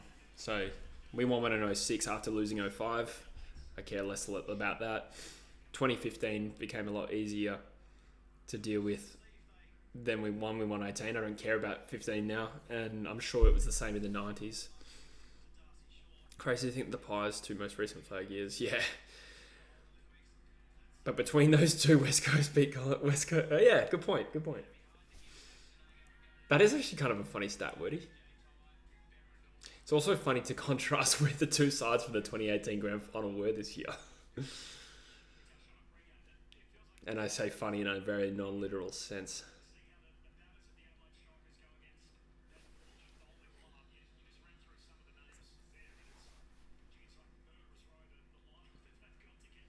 Brooklyn never thought Collingwood would ever win a premiership under Buckley. We got very close.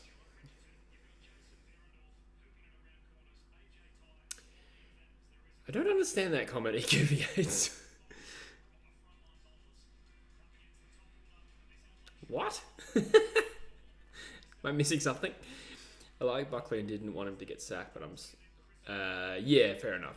Yeah, I think all's well that ends well in that scenario. I nearly said Canario.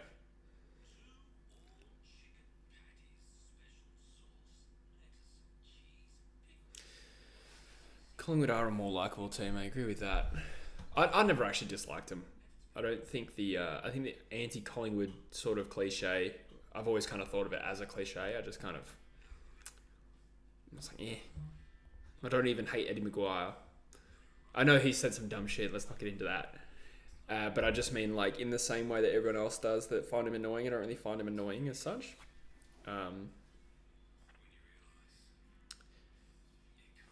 But where was I going with that? Yeah, I never really hated Collingwood in the same cliche with it. Everyone else did. I'm also not Victorian, which is probably a factor.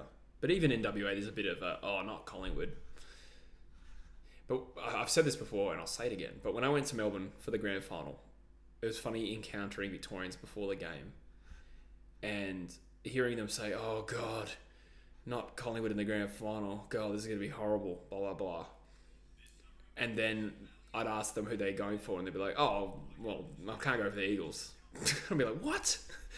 Like, you just banged on about how much you hate Collingwood, and yet you hate West Coast more. Comes with the territory, I guess. Never watched 2015, but watched 05 and 06 and 18. How did you never watch 15, Nyasha? Or do you mean after the fact? Anyway, I'm excited to win the flag this year against Brisbane to repeat 0203. That would be kind of funny, hey?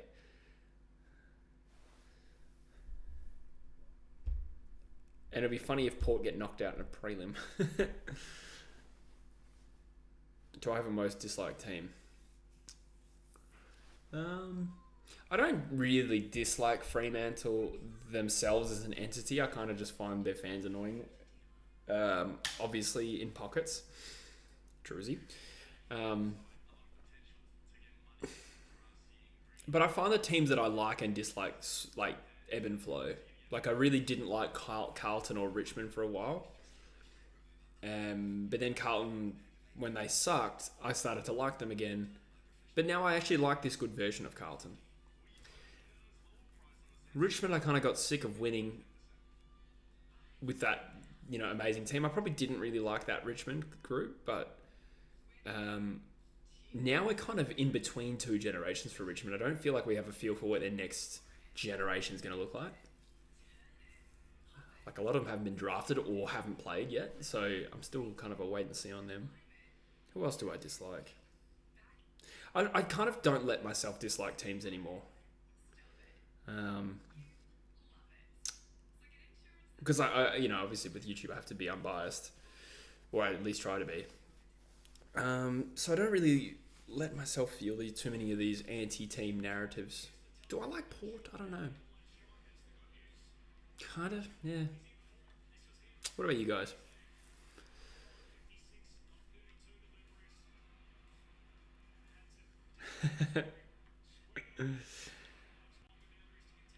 How did you spend the rest of that day, Rogie?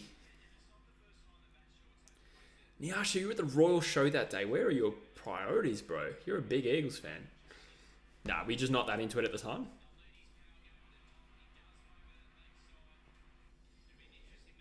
Going to the Royal Show on Grand Final day, mate, that's a cardinal sin.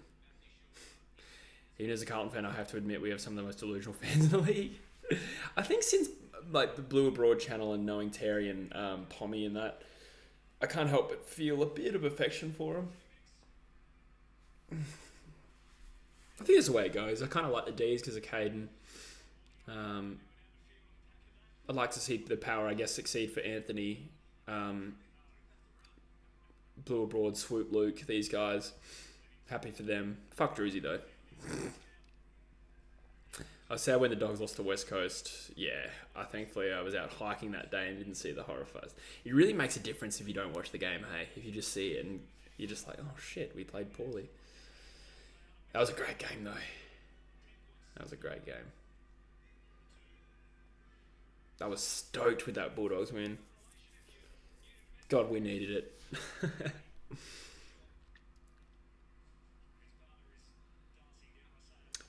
Strikers walking out the bat now. Probably in bed sobbing. Sounds like my average Tuesday. Not really. Don't worry, guys. I'm good.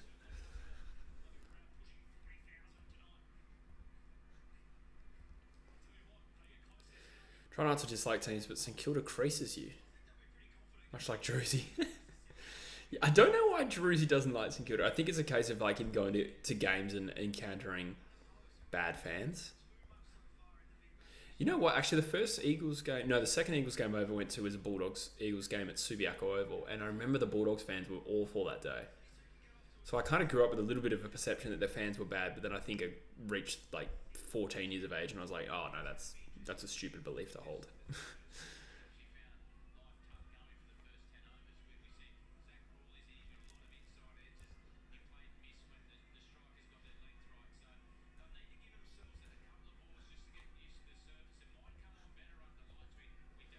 Berendorf, good bowler. Did you tip West Coast to beat the Bulldogs in that upset game, Brooklyn? That's an outstanding. I remember one of my best tips was, no jokes, Rogie. Round 5, 2019, the Eagles had just come off a disappointing derby win because Fremantle sucked back then. We only won by 3 goals. And I was like the only person to tip the Eagles to lose to Port the following week. I was like, no, this Eagles team is shit. And we got pumped at home by the Power. Excuse me. Who I don't think were good that year. And everyone was like, how the hell did you do that? So that's my claim to fame. Dislike of a team never crosses over to fans unless you're a dickhead first, of course. Yeah. True, but then you kind of just accept every team has dickhead fans. I know West Coast does. Hello, Lily. Which AFL player would be the most talked about player out of contract? Probably Bailey Smith. He's out of contract, right? Who else is there? There's a few. I've done like 3 videos mentioning this, so please come to mind.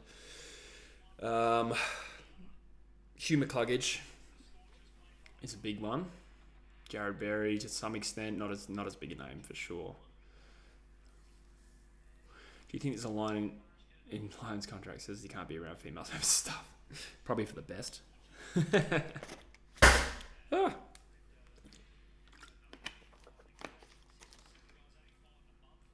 Fair point, Brooklyn, yeah. Still, losing to West Coast and losing to Hawthorn are 2 very different things this year. Or 2023. Oh, I'm excited for footy again. I actually just cannot wait for that feeling again of waking up knowing my team is playing football today. It really is just like quite a unique feeling of anticipation. I don't get that with any other sport. I tipped West Coast to beat Gold Coast last year because it was at Perth, but they lost by 70 points. Is that what we lost by? Yeah, that's right. Yeah, I was in America, I think. Yeah, right. I don't think I tipped West Coast for many games at all last year. I can't remember. I think I tipped us to beat North out of pure blind faith in round 1. Actually, both times I did tip us against North. I don't think I tipped us in either of our wins when we beat GWS and the Bulldogs. I could be wrong, but I don't think I did. Maybe I did because GWS were pretty average last year. And then again, we didn't look great in round 1. By comparison, it was actually a good performance compared to what the rest of the year would be. But I remember we looked good for 3 quarters. I don't know. Tip Gold Coast to beat Carlton in 2022. If I remember, that was a pretty good tip at the time. I don't remember the game, but I'll take your word for it. Can St Kilda beat Geelong in Geelong in round 1? They have not won in Geelong since since 1999. Lily, do you know how many times they've played at GMHBA? I feel like it wouldn't have been that many. But it's a good question that you raise. Great ball by Behrendorff, by the way. You planning to go back to Australia this year to visit and go to some Eagles games? I don't think so, Brooklyn. I plan to move back at the end of the year. So I think I'm going to miss this entire year of Eagles games. But I'm still going to pay for my membership. Which is going to be a blow. But I don't want to give that up.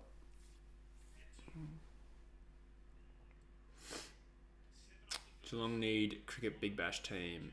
It'd be huge for Geelong. Yeah, I mean, do the Renegades kind of not already capture that? Or are you saying they don't play enough in Geelong? They probably don't, do they? Carlton undefeated at the time and Gold Coast is Gold Coast. Yeah, fair point. I'm trying to remember this. 2022. 2022 was the year I kind of detached a little bit from YouTube, so there's a chance I just didn't follow games that much outside of West Coast. I definitely still followed West Coast very heavily, but it was also a tough year to go for West Coast. Not because we were losing, just because we just had no players. And that was kind of true this year, but it was a little bit better.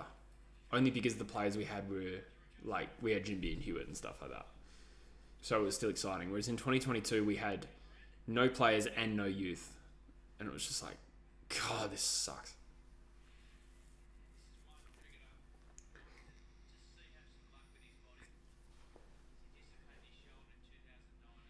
Yeah, I hate West Coast sometimes too. I started writing my Eagles video on how they got so bad last night. And it's going to be kind of funny and very disparaging, but at the same time depressing. I'm going to have to make it lighthearted. Does my hate for Carlton come from the Judd trade? So just to clarify, I don't hate Carlton now. I actually like them. I like this version of Carlton. But it's a good question as to that era. Maybe that is partly why. But Wordy, I don't know how long you've been a fan of Carlton, but when West Coast sort of jumped up the ladder in 2011, Carlton and West Coast were kind of like rivals that year in the sense that we were both trying to prove ourselves as the fourth best team. And as such, there was a lot of just banter on big footy between the two sides, and I didn't like them.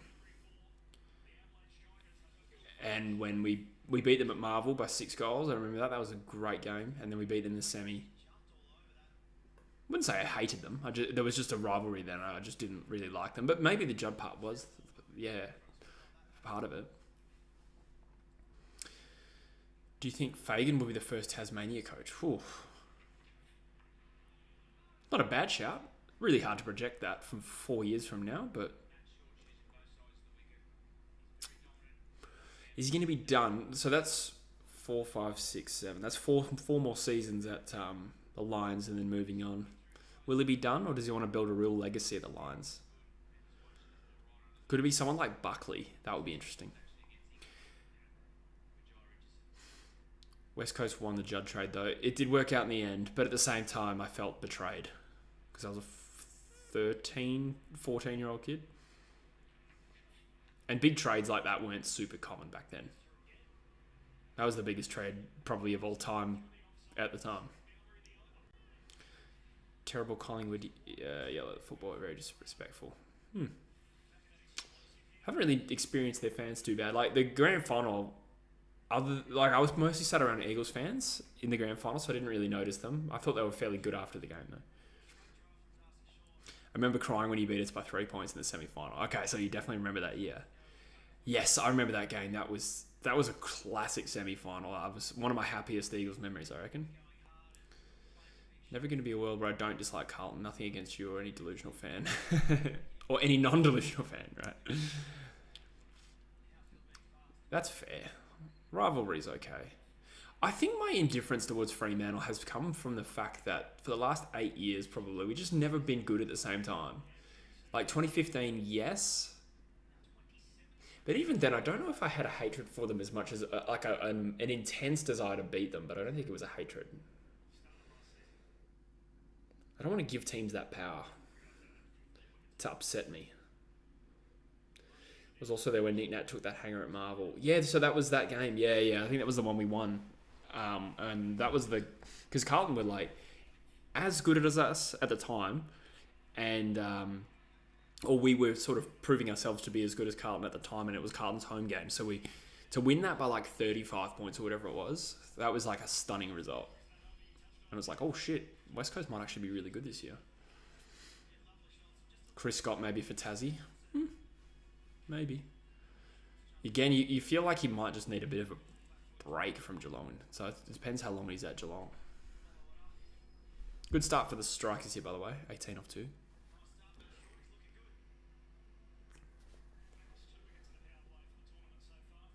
You reckon the Adelaide Crows should have won in 06?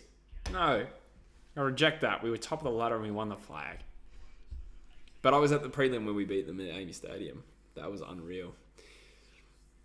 So in a sense that Adelaide should, from like half-time of the prelim, they should have won that game. But Judd Cousins-Kerr stepped up, and that was an amazing game too.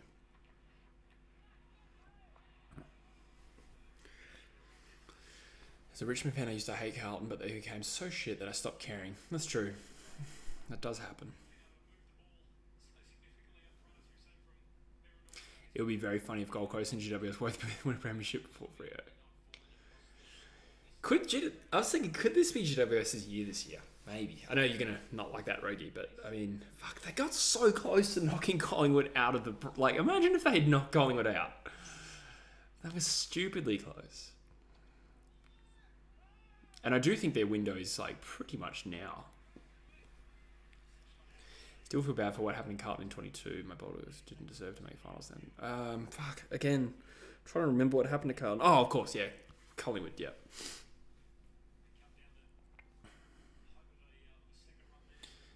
That's true, Brooklyn. But didn't Carlton kind of get back at you in a sense? They lost to GWS in the final round. Is that not why the Bulldogs didn't make finals? So it kind of corrected itself in 23. I could be remembering that wrong. The Carlton 2011 side was pretty strong. That's true. And we were the young up-and-coming side that somehow like just leapfrogged you a little bit that year. Narrowly, obviously. That move Cousins did in the 06 prelim. Yeah, I know exactly what you're talking about. Gold Coast finals this year, maybe.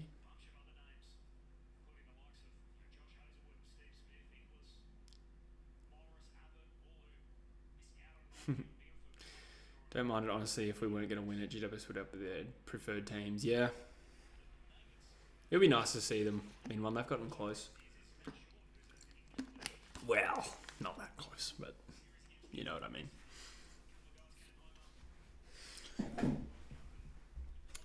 Yeah, outside of our own teams, who would we want to see win the premiership? Let's nominate that for 2024. That's almost a video in itself. Probably the Brisbane Lions. Oh, got him. Peach. Great peach there from Berendorf. You are correct, Jesse. Bulldogs lost to the West Coast. True. That was the reason they didn't make finals, to be fair. But GWS did shock. Not shock, but like beating Carlton in that fashion was a bit odd in that last round. Still think about Nick Dacos' moves in the last 20 seconds of the second quarter of the grand final.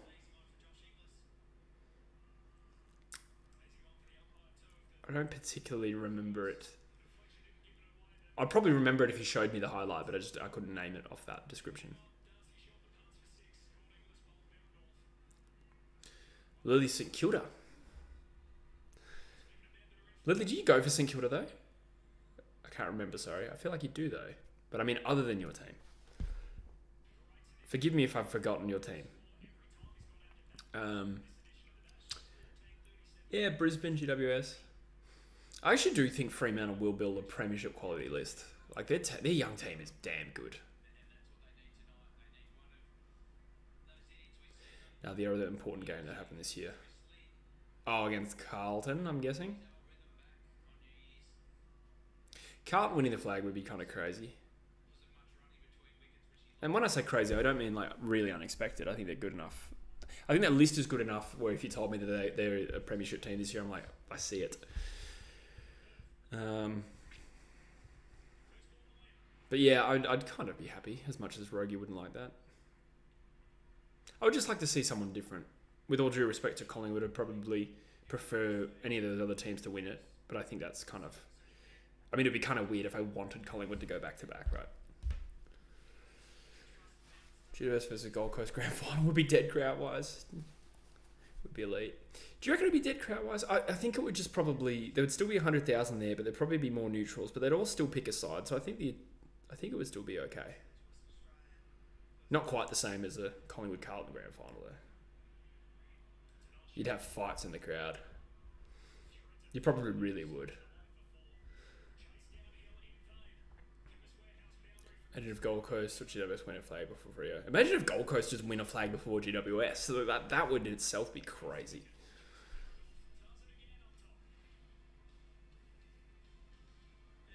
Carlton and Essendon would be dead last for teams I don't want to win. Yeah, true. I mean, as much as I don't hate Freo, I probably would have said... I would say Fremantle would be my least desired. And probably... after that, it probably doesn't come down to disliking teams, but I probably just wouldn't want to see another Geelong, Richmond or Collingwood premiership anytime soon.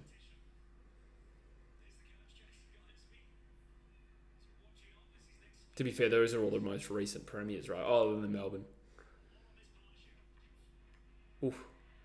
But Melbourne don't have the same back history of success and only won one premiership as the other teams that I mentioned there, so probably dislike that. I have used the premiership one, yeah. I feel like I came up with my own version of that. I can't remember exactly what it was. Probably wasn't very funny. Suns versus Giants at Adelaide Hills and Gather Round. Oh my god. I wonder what would have happened if they put that at Adelaide Oval. Where exactly is Adelaide Hills? Like, how far is that out of town?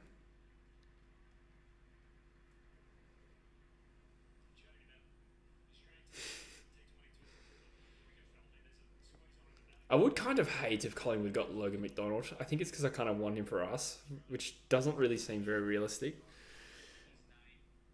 Like, I'd rather you get Ben King than Logan McDonald. Carlton versus Essendon Grand Final would be wild. I would like that. It'd be so weird to see Essendon in the Grand Final. It's funny to say that about... Oh, Carlton versus Essendon Grand Final will be a battle for 17th flag too. That'd be interesting. I mean, the 16 premierships is becoming less and less relevant by the year. But still. I wonder if we'll ever get to the point... I know Rogie might not like this conversation, but I wonder if we'll ever get to the point where they... And I'm talking like maybe in 30 years, where they just stop counting the VFL premierships. Do you reckon that will ever happen? Maybe not. Because at the end of the day, it was the VFL that expanded.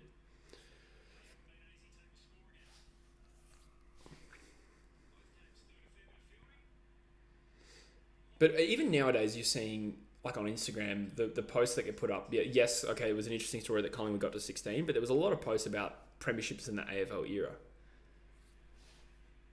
So there already is a little bit of separation there.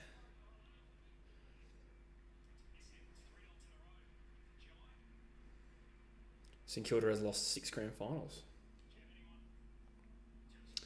Collingwood has lost 27, I think. That's crazy. Considering how many, like, premierships they've also won. It would be weird to see Essendon winning a final. Yeah. I would like to see it. I'd like to see it this year. I feel like they're right on the precipice. Okay, I'll clarify that. I feel like they have a lot of high-level talents that could go either way, so they could either explode or nothing could come of it. 30 kilometres southeast of Adelaide. Okay. Not a million miles away then. But fair enough.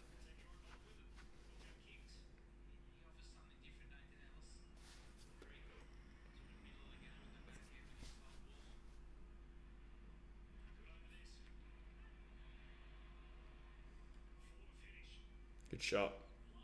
7 off the over.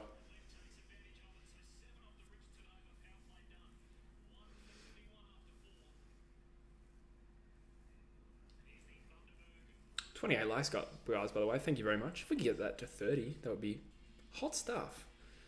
Trying to really boost myself in the algorithm at the moment. I'm putting up all kinds of reels. I did a Nick Nat Nui reel. No, not reel. A YouTube short. I made that video like 2 years ago. 2.5 years ago. I'm just throwing a few things out there just to try and get a little bit more engagement so that I can start next year well. Next season, rather. This reminds me of Richmond before started winning premierships. Essendon's talent. Yeah, interesting. Interesting point, Lily. They probably don't have a young Dusty. Well, they definitely don't. But there's a few players that could become genuine guns, like Perkins, Sardis as well. There you go into the attack. Good first delivery.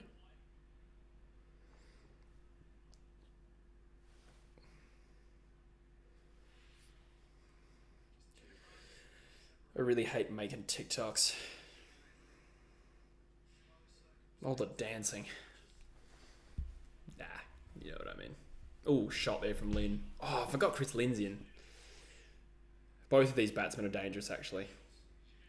Luckily, we have 211 on the board. Oh, 29 likes. Thanks, guys. 1 to go.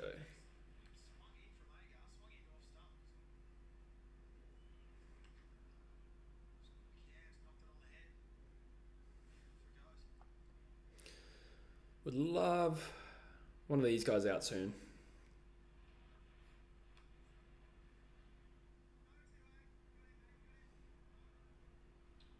It's weird to see Agar run to mid-wicket to field his own delivery.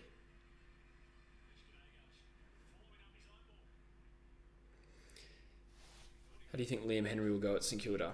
Good question. I see no reason why he can't have a good year. I think he had a pretty good improvement in his year at Fremantle. And the Saints are clearly moving to a bit more of a pacey kind of style with the players they've recruited. I don't have TikTok, so I can't support you there, Patcast. That's all right, mate. Thank you. It's fine. You know what? I don't need anyone to... I don't even promote my TikTok anywhere else. It's just... TikTok is literally there for me to try and find other people. So if you're already here, Pat, that's all I can ask of you. But thank you. I don't like doing TikToks. I don't really like short format content in that sense. It's just a necessary part of the game that I'm finally embracing. Wanganeen Miller for All Australian. That would be cool to see. Good young player. Who's under 22 list would you prefer, Essendon or St Kilda? That's a really good question, Fraser. I probably need to analyse it properly before I give a real good answer. But, I mean, I think both teams have some real good talent there. So, the Saints, I've liked their drafting lately. You'd probably... Actually, I want to say the Saints because I just remembered Machito Owens. The Max King is older than 22, I take it. How old is Max King? I think he's just gone 23. Machito, Philippou, Wanganeen Miller, Windhager, Darcy Wilson, Lance Collard. Probably someone else I'm forgetting. Essendon have Perkins. They have Hobbs. They've got Sardis. I do like those three. Who else they got? They got Caddy. It's a really good comparison, actually. But I just feel like St Kilda's has probably shown a little bit more on exposed form. It's like Sardis has played 4 games, but one of the most talented players I've named so far. Caddy just drafted. Who else? And they've got a couple of injury-affected ones in Zach Reed and Nick Cox. Nick Cox looked like a gun when he first started. So I think on general talent, it's pretty close. I'd say the St Kilda group has proven more at AFL level. Like Owens, Philippou, and Wanganeen Miller are all pretty accomplished players already, to some extent. Caminiti is another good show. I forgot how young Caminiti is. How old is he?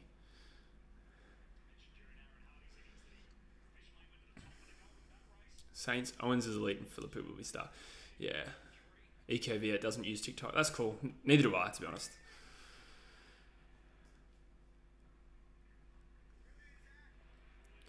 Been to Sydney or Adelaide for the footy. Would love to go to Perth, but it's so far, cheaper and close to Bali. Yeah, fair enough, Brooklyn. I don't blame you.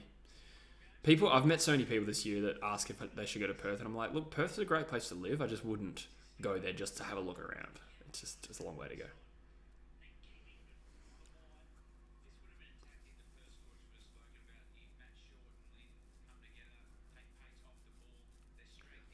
Connolly into the attack. I forgot about Henry too. Henry King is 23, yeah. Yeah, St Kilda's young group is very strong there. Yeah, I've been complimentary of their recruiting for a little while now. Jeez, I remember wanting Pies to take Isaac Killer with that first pick. He did. He ended up sliding. I don't really know how he's going. It's going to probably take a little while before we see much of him.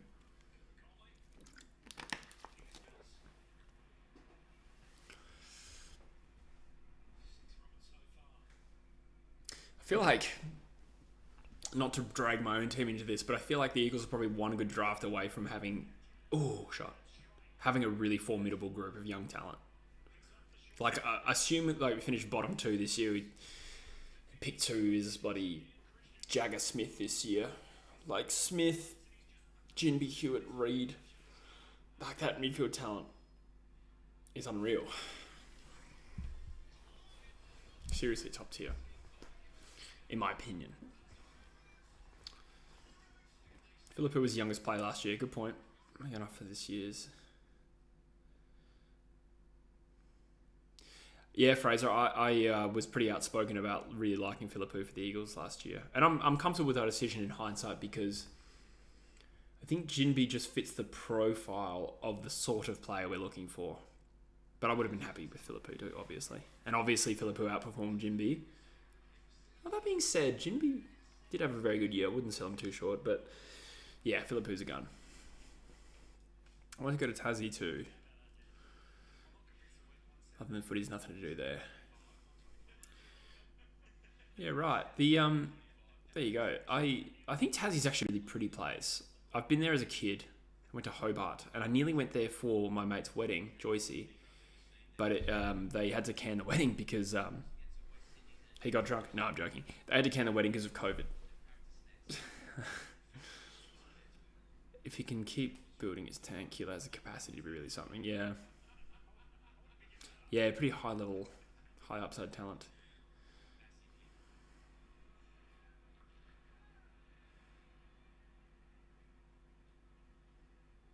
Brooklyn. That's quality.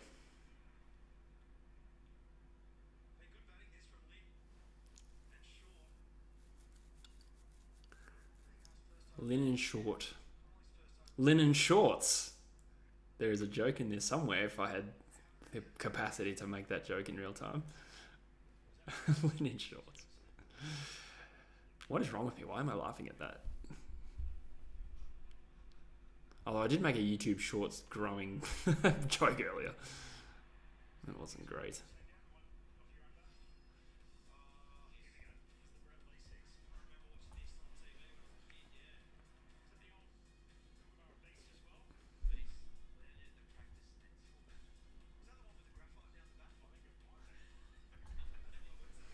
This game's still... Ooh.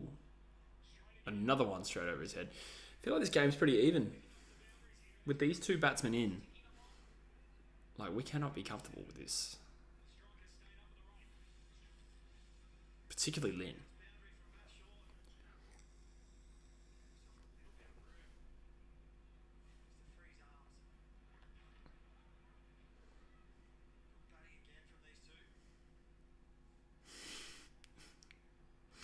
I'm not going to say that one out loud, Rocky.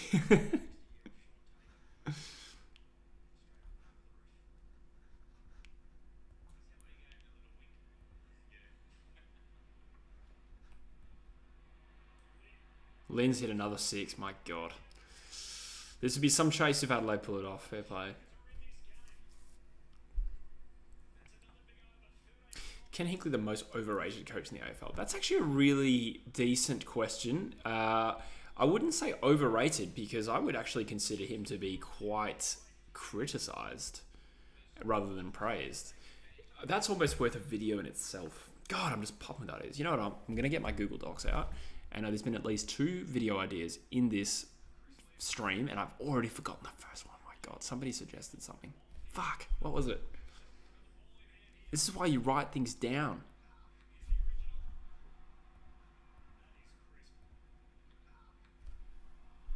My God, what was it? Someone will remember, right? Right, guys? Come on.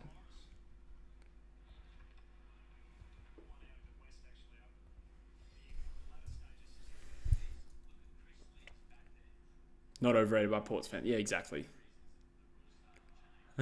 Fraser. Yeah, maybe. I don't know. I suppose at the end of the day, how you assess how a coach is going is like, are they delivering on the talent? At the moment, they're not.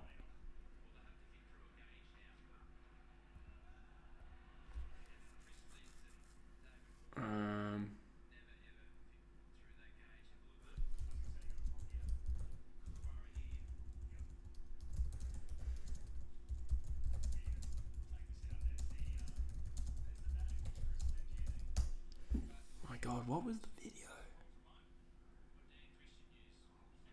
What was the video?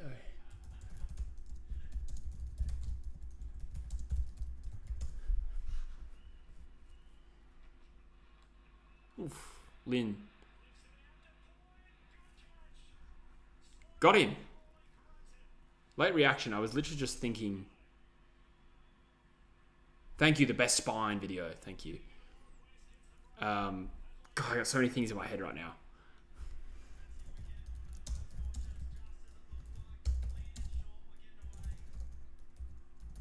I've just written down 5 video ideas. All right. I keep that open. I need to use that more because the amount of... I've forgotten more ideas than I've written down in my life. And then sometimes I write it down and it'll be cryptic and I'll come back to it like a week later and be like, what the hell is this idea? Ranking AFL teacups.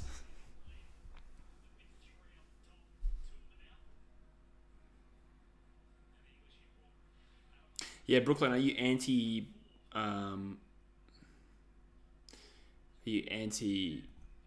beverage? So I just read Rogue.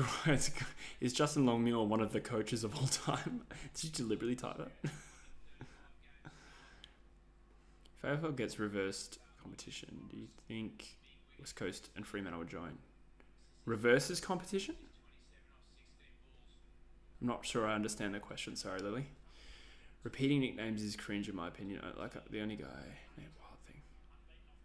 Oh, yeah, fair point. Fair point. Agreed, Brogy.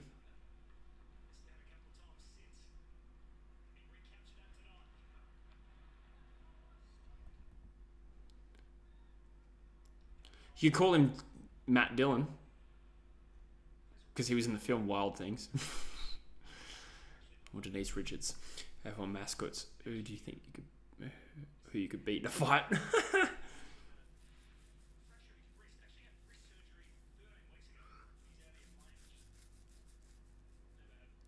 Definitely the Dockers one. That guy's a bitch.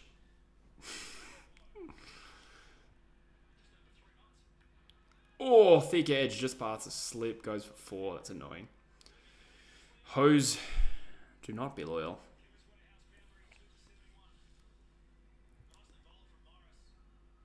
Oh man, I used to do this Bunnings live stream, which is quite ironic, really. I think that's why they got me to do it. But we used to do a live stream within the store on the app, like the internal app we had, and people could tune in, and we'd just be like updating how the store was going. And this was my job, sort of like the managers would rotate it, but it would generally be me. And my boss, the big boss of the store, wanted me to have a product of the week. And I remember grabbing a Nilex hose and be like, talking about all the features. And I'd be like, Nilex hose. What did I say? Actually, I need to think about how I delivered it because it was funny.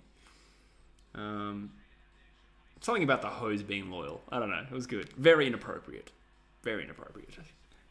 I got away with a lot of shit at Bunnings because I was just kind of a quirky guy. And if I got the laugh, they couldn't tell me off. The way he operates at times, not anti-Bevo per day. The way he operates at times is not of best interest to the club. Interesting. Fair enough. I reckon he easily smacked the Eagles mascot. I don't know, man. He's kind of jacked. Reserves. Sorry, Lily. I get what you're saying. I do think the Eagles and Fremantle would join. Yes, I think the Eagles probably would, and both sides would probably be open to it already. It's just I don't know. I'd rather the Eagles just focus on being competitive in the waffle first.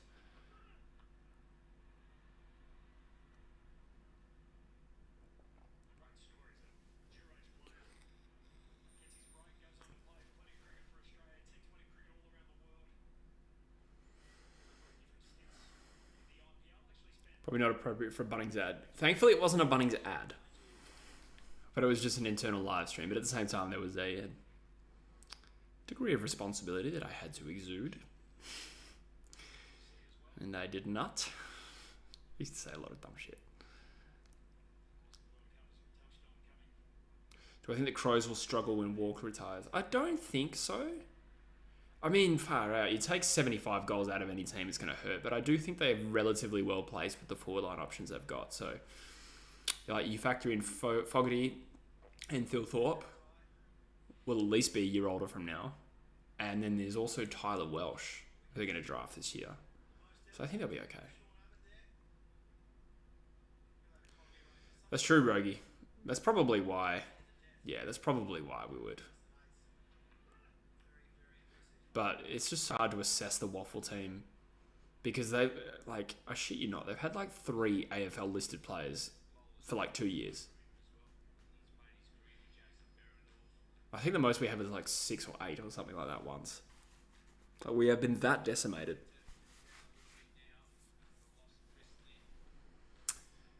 No, I never did Brooklyn. But funnily enough, someone from my store did. So typically they're always in New South Wales. I think the ads, because I guess that's where the marketing and media team and whatever, that's where they operate. However, during the pandemic, obviously things couldn't really happen in New South Wales, so they did an ad in WA, and they picked not only my store, but they picked one of my friends, this lady. I think is probably about 60, and she talked about her deck, and she was literally on a Bunnings ad for ages. She's a good friend. She's commented on my videos here before, actually. Shot 4. So yeah, if you saw like a lady talking about her deck, not that you'd remember, that is a good friend of mine.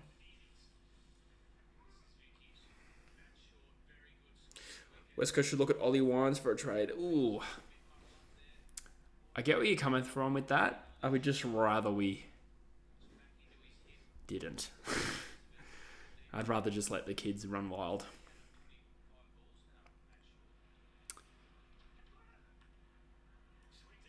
Shot. I mean, we've already got Kelly and Sheed and Duggan, I think, playing as mids this year. I don't know.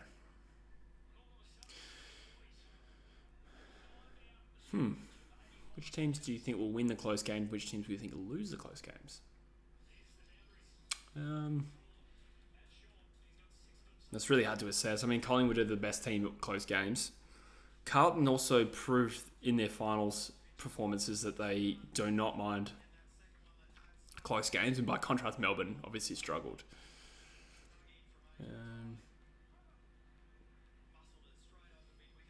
You'd expect the young bottom sides to probably be poor, like North and West Coast, if they're in that environment. She was not Kiwi Fraser. That's why I had to specifically really focus on how I pronounce that.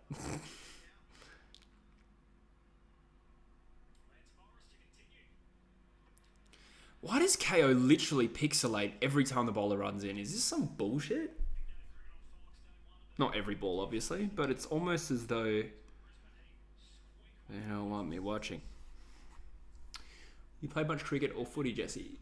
Yes, I did. Deliciousness. Well, I played cricket.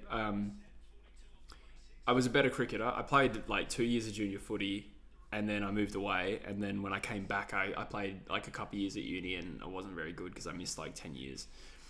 But cricket I was good at because I played that overseas as well, which I realise some of you already know this, so I'll keep it brief. But I played like under 19s in Abu Dhabi, and we played some international games against like Auckland, and I played against Scotland under 16s once. Like we just got some cool opportunities like that. Do you think Tim Kelly regrets moving to West Coast? Not from an off-field point of view, because he wanted to move home for family reasons, so I don't think he would change anything. That being said, I'm sure he's disappointed at where we are right now. And he has been a good player for us. I know people won't notice. Oh, is that a 6? Rats.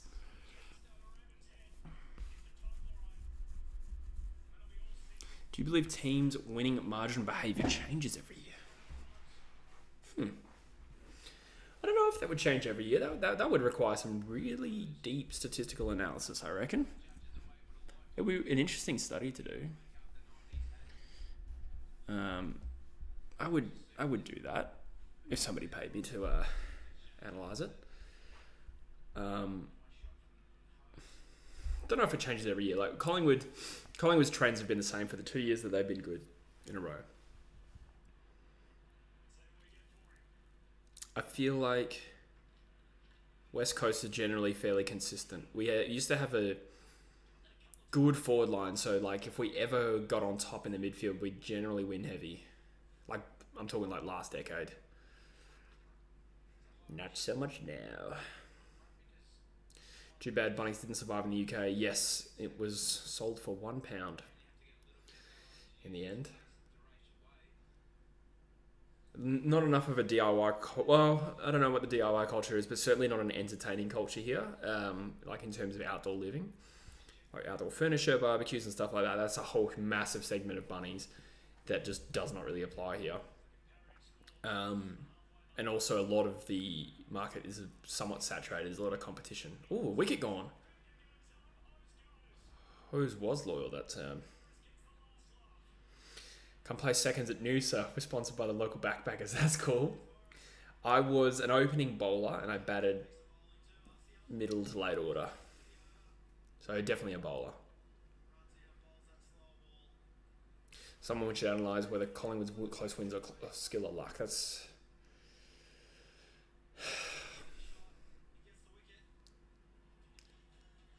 I mean, I think of several wins they had where they kicked a clutch goal, like Jamie Elliott at least twice. So that's skill, right? Like some of them are for the boundary. That's just pure skill. But I'd say the fact that it keeps happening over time, I'd say it suggests that... I suggest it's probably psychological as much as it is skill or luck.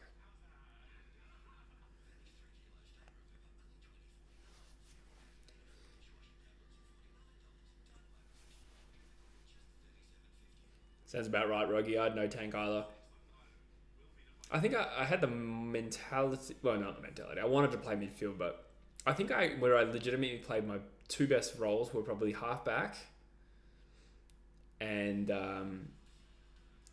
that's so as a defender who sort of led to the ball a little bit, but also could run off. Like that was enjoyable for me, and I found that good. And as a centre half forward, weirdly, completely different position, but I played some of my best games there.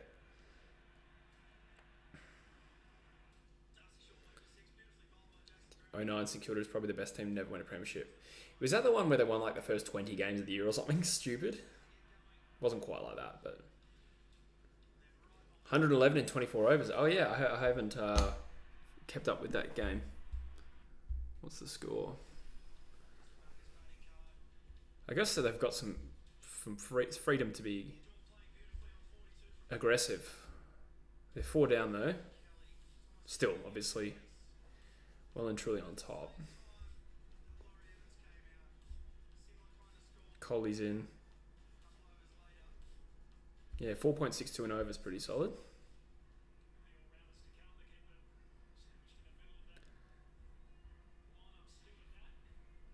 God, all that for 55 is crazy. I remember when South Africa bowled us out for 47. That was horrendous.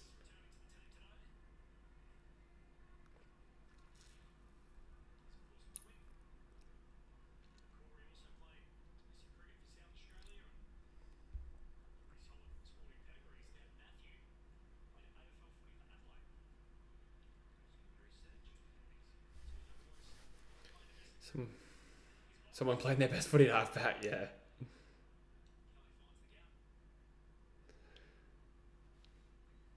Yeah, it's a nice balance between like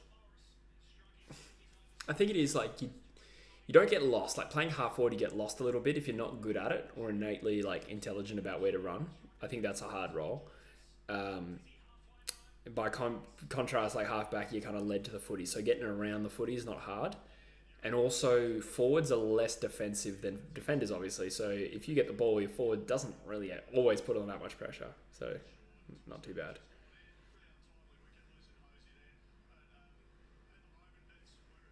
St Kilda won the first 19 games. 19, there you go. God, yeah. Imagine being 19 and 0 and not winning the flag. Nandre Burger is aggressive. Great name too. I didn't know Nando's did burgers.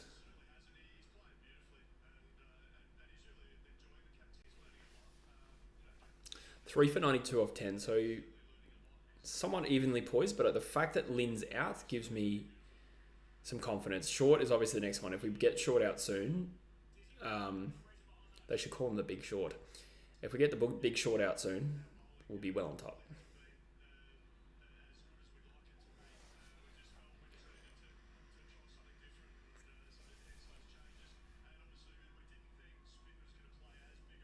That's my opinion on David Warner. I must say, I stay out a lot of the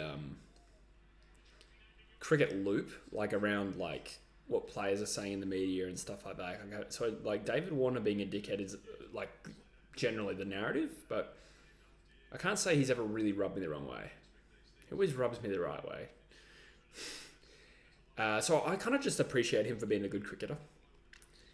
And he's had a really good career, so I'm happy to just pay him that respect and not really get too much more invested than that. Game between St Kilda and Geelong in '09 was the best game I've watched. Interesting. I remember the game, yeah. I think we talked about it last stream. Good point. There's two shorts. There's a big short and a small short. He should start a YouTube channel and be called YouTube Short. I can't even blame a lack of sleep. I did sleep in today. Ooh. Insert rubbing joke here. Yeah. I was setting one up.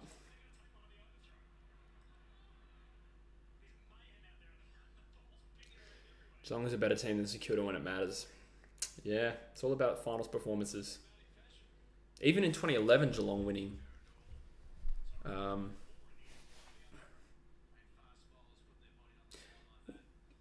Collingwood was probably the favourite, I think. And Geelong won. Was it in 2008 that Geelong only lost one game and it was by like 90 points? Where Collingwood beat them? I think it was 08.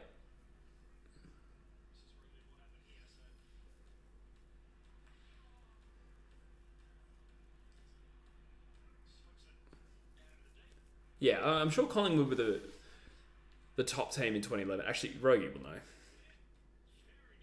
But I remember us playing them at the MCG like a few weeks after we beat Carlton, and there was a chance like, oh, could the Eagles actually match with the best teams? And I think we kicked the first goal against Collingwood. I think Kennedy kicked the first goal. This would have been like middle of the year, 2011, and then we got absolutely poleaxed after that. But to be fair, when we played them. Do we play them again? Do we play them in the first final? And I think we lost by 20 points. I think we put up a much better fight. Oh, wait. The only other game they lost was the grand final. Yeah. See, that 2008 version of Geelong, I think, was the best version of Geelong we saw.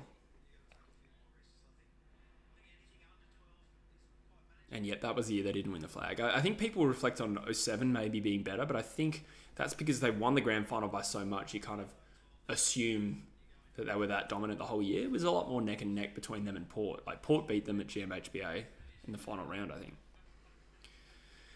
2011, we were just beaten by the better team on the day. I think we had some injury issues. Okay, yeah. I remember it being a bit of a surprise. Well, generally in the grand final, I go for the underdog, and I remember going for Geelong that day. Actually, the reason I went for Geelong, I was a guest at a Geelong fan's house for that game. But I think that was partly why. Like, I just wanted I wanted the underdog to win as well. So Kilda won against Geelong in the 2010 semi-final. Is that right? Don't remember that. Travis Cloak was scary good early in that grand final. Your memory's better than mine. G'day, UCAT.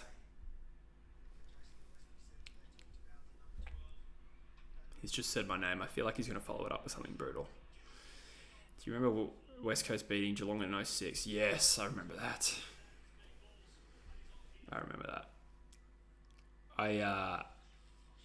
That was one of the most exciting childhood footy memories for me.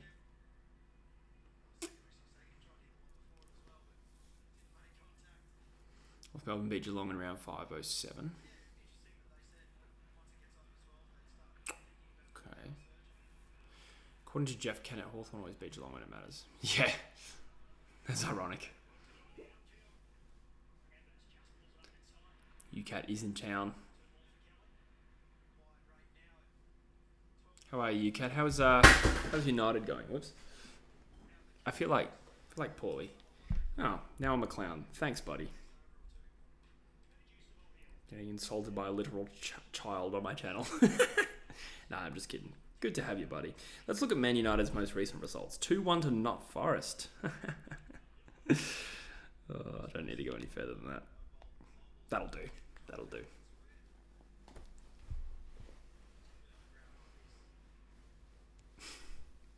To be fair, you did get a point at Anfield. And you beat Aston Villa, so it's not too bad. But still. Do you remember anything from 2010, 2011 Pies era? True, I suppose you were pretty young. Yeah. I've been pretty into footy since about 8 years old, I think. 9 years old. 8 years old. But I don't think I really became a super fan until I was about 15. Since 2008, I reckon. I was more into it in 08 when we were terrible than I was in 07 when we were good. Stop trying to expose me, UCAT. For context, UCAT is a big United fan. That's why I'm getting slaughtered. You beat Liverpool 0-0. Congrats. When do you think West Coast will beat Geelong at GMHBA? Whoa, Brooklyn, I think it might be a while away, hey. It might be a long time. It really, like, I could see us being good in like 3 or 4 years, but it depends on how Geelong are, because if Geelong are anything but a bottom 2 team, we're not going to beat them at GMHBA. We're just not. We really need them to fall off a cliff. It doesn't matter how good we get. It just depends on how bad they are. 30 likes in the chat. Thank you, guys. This is a good game of cricket, to be fair. 105 needed off 48. No, what? Not 48. No, 48. Okay. So the run rate is creeping, but this is a power surge, and we saw what bloody Laurie Evans did, so... Cam Mooney cost Geelong. Yeah, did he miss in a crucial moment? I think that's what I remember.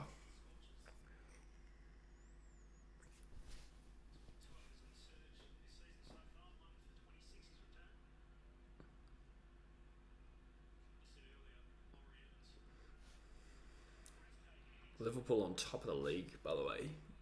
Noah, just... Oh, did I say that out loud? Whoops.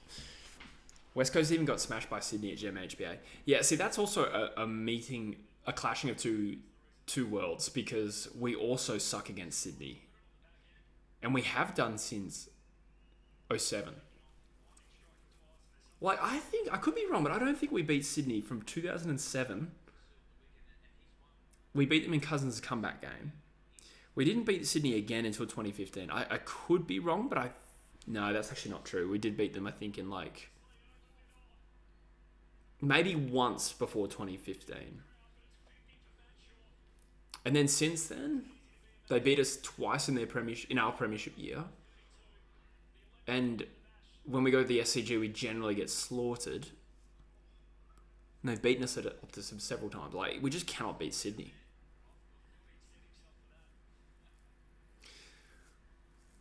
What's the best Bunnings store in Perth? Bunnings Melville, brother. In all seriousness, good question. I don't really know what the best one is. I think Claremont won Store of the Year, but that's how they assess that is on stuff that isn't really based on like customer experience, kind of their own KPIs. I don't know. I mean, no, I haven't really been to that many Bunnings around like the northern suburbs. I've been to all the southern ones, like around my area. Whose 2-possession game in a grand final are you taking? Cam Mooney. True. Billy Frampton. I'm more of a Daniel Venables man. 2015 we beat this one. So we did. So I mean before 2015. 2015 we beat them at Subiaco. I remember that. In a pretty damn good performance. But I think we lost to them in 2011. And I don't remember if we beat them in 12. We wouldn't have beat them in 13 or 14.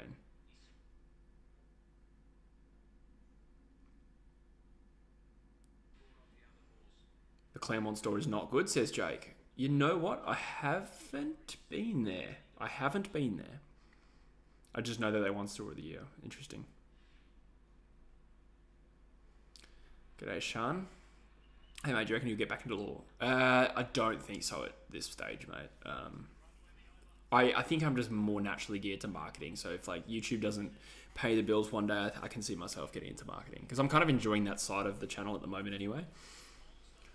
So I feel like I can build some skills over the next however long I try and do this for. Hopefully forever.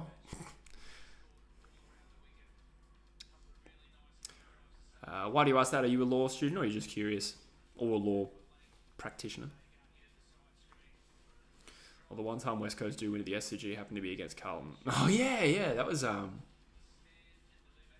2020? 2021? It was obviously a COVID affected year. I just can't remember if it was 2020. I think it was 21.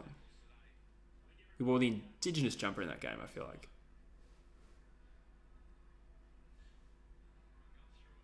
Probably been to 2 different Bunnings in my life and could not tell you the difference. Yeah, probably. They are actually way more different than you think, Rogie. Like, when you really think about it. Not that anyone would as a customer. Unless you're a real big customer.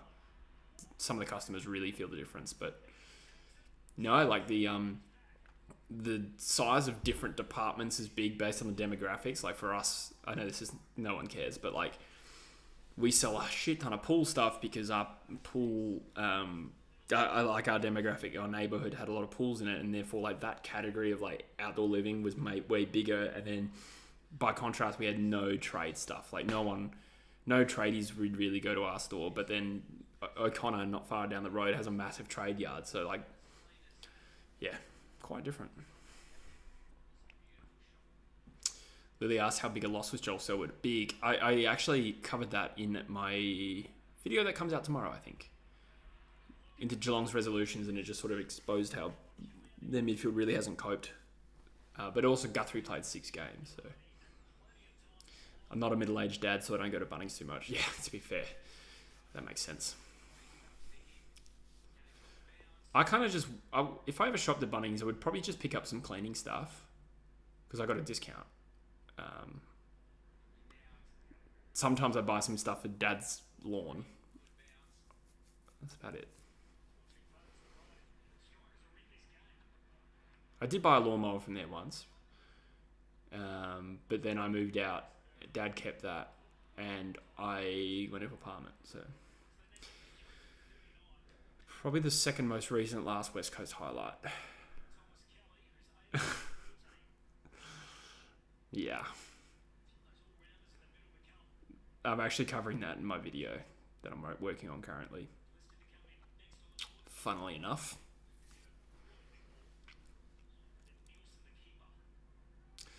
Finding your law at the moment from Perth too. There you go. Thanks, Sean. I appreciate that, mate. I'm glad you enjoyed it. Good luck with all the law stuff. What uni do you go to? If you don't mind answering that. I went to Curtin, as you probably gathered. Brooklyn, that's pretty much the opening sequence of the new video I'm working on.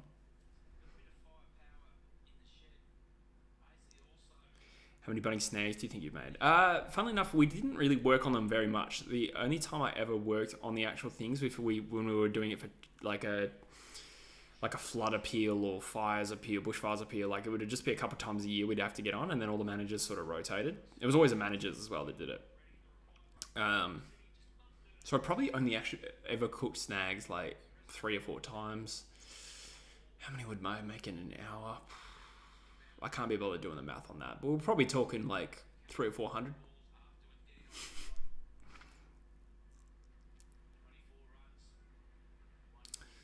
Lily asked for the NFL team. I don't have an NFL team, actually. I probably feel a bit of an allure to the Philly Eagles for obvious reasons. And they also won the NFL, I want to say in 2018, or like whenever that was the most recent one before our season. And everyone was like, ooh, this is an omen. And then the Eagles won the flag. So since then, I've probably been like, yeah, Philly Eagles. I wonder how many Cleveland Brown fans started being Cleveland Brown fans after the movie Draft Day. Like international ones, not American fans. Who do you go for, Lily?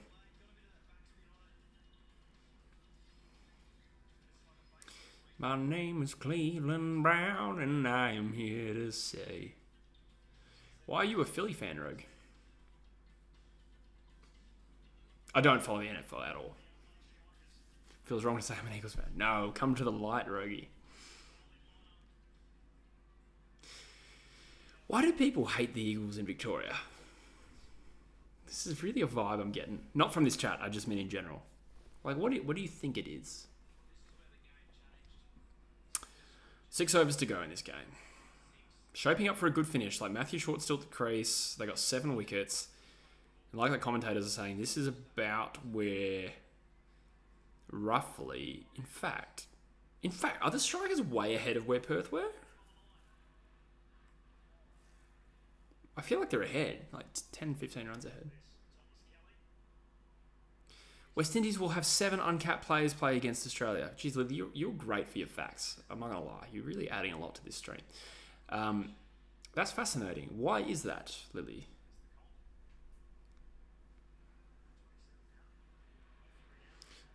My name is Cleveland Brown, and that is stuck in my head now. God.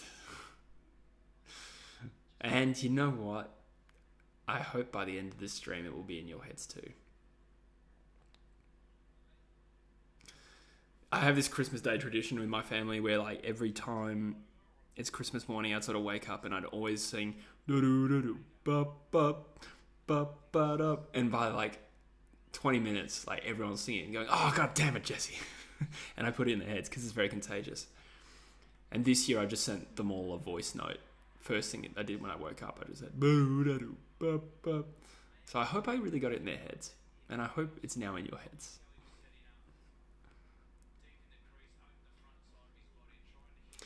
My favourite band were massive Philly fans. Oh, there you go. Yeah, it's funny how sometimes that's all it takes.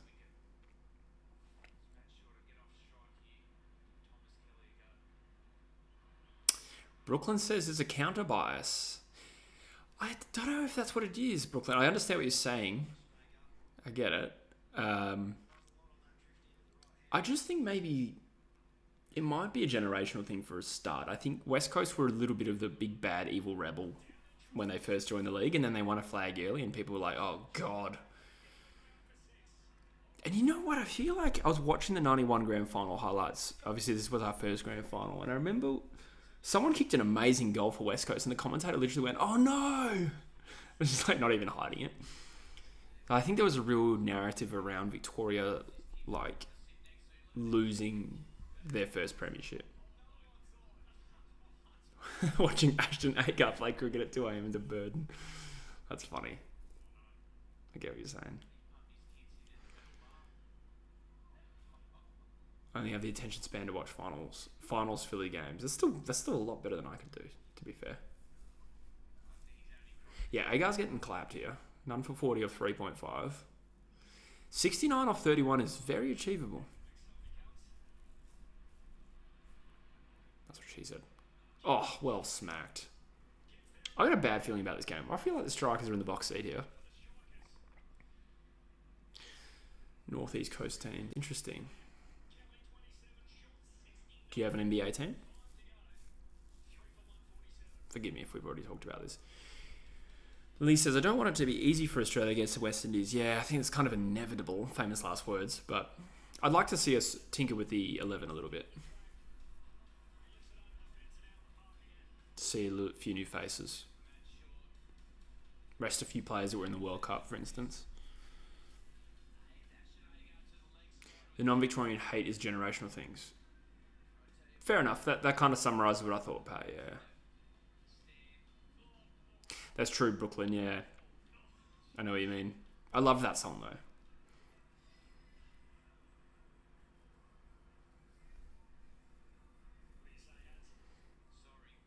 "10 years since Phil Hughes died." Yeah, man, I remember that. That broke my heart. That was so upsetting. Very sad day. West Coast are seen as arrogant when they are good. Fair enough. You often get the sense that they were showboating at home and mediocre away. Okay, fair point on the arrogance thing. I do see that. Yeah. I do think it's just like, as well, it's inevitable when teams are good. And West Coast, like it or not, have obviously been fairly successful. And that's probably why Collingwood fans also have a bit of a reputation. I don't know what the perception is around Geelong or Hawks fans, though. Or Richmond. Although I do think Richmond fans did start to annoy me.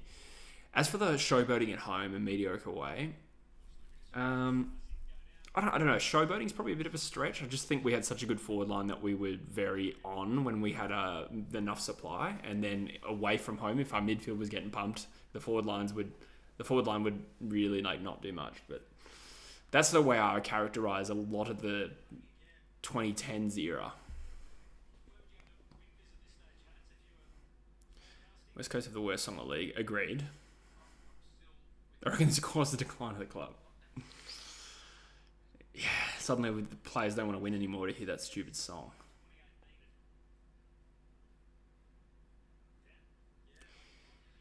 Rest Mitch Stark, bringing in Lance Morris. It'd be interesting. How many tests has Lance Morris played? He's got 2 for 18 in this game. God, we'd love a wicket, wouldn't we?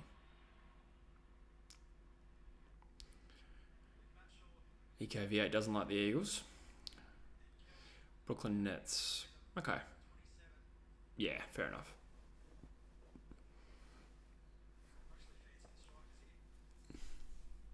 Yeah, the Eagles song sucked. It really does suck. I don't really have an NBA team either, but I kind of like back in the day, I liked playing as Kobe on the early 2K one. So I liked the Lakers, and then I started liking playing as Steph Curry with the Golden State because he's so good at threes, and they're the funnest thing to do on the game. But I really couldn't care less about the NBA. Same thing with baseball. Interesting. The only real exposure to baseball I've had, I mean, I know the rules generally, but is the movie Moneyball, and Oakland A's was the team, wasn't it? Mitch reckons that Geelong have a worse song than West Coast. I disagree with you, Mitch, but I appreciate your humility. I'm still in the UK, RN.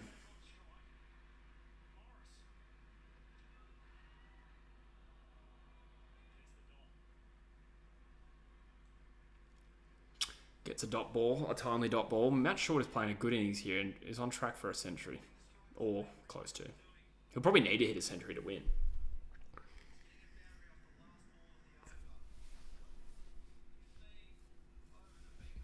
Have Eagle Rock as a West Coast Eagles song. I agree. That in my head, that is our song.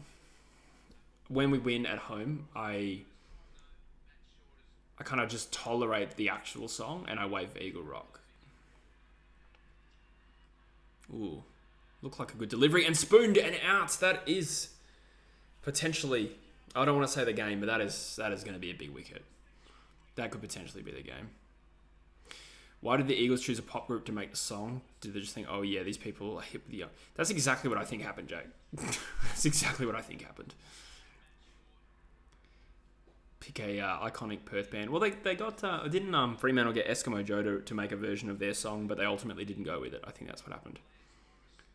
Oh god, I'm still angry. Actually, the more I think about us changing the song, the more angry I get.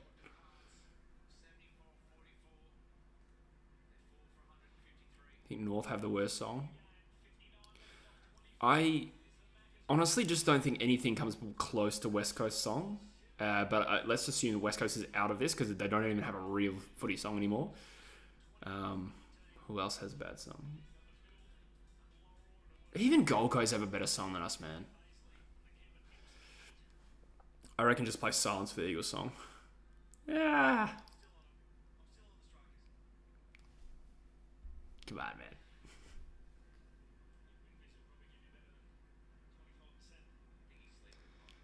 I'm going to take a leak, actually, guys. Ow. Go. I'm good.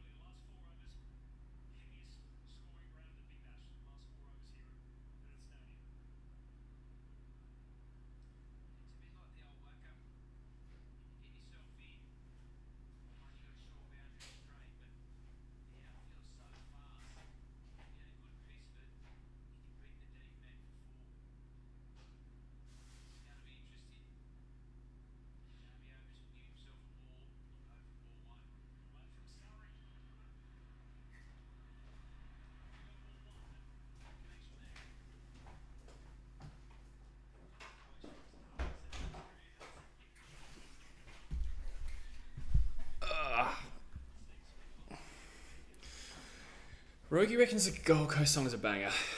Wouldn't go that far. It's not bad, though. Where the Eagles is actually a good song, you get behind it. I agree, Jake. That's how I would describe it too. I don't think it was a good song, but it felt amazing to sing it at the end of games. And I'm actually really glad we got one flag in with the 2018 version of the song. Because I think that was probably my favourite. When they got rid of the Hey Eagles. Kanga, Kanga, Kanga. What's the 2023 Champions movie? I am unaware. Fonnie says Perth should win this. I agree.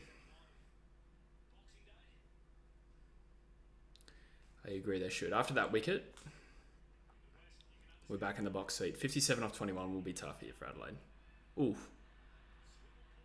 Got him.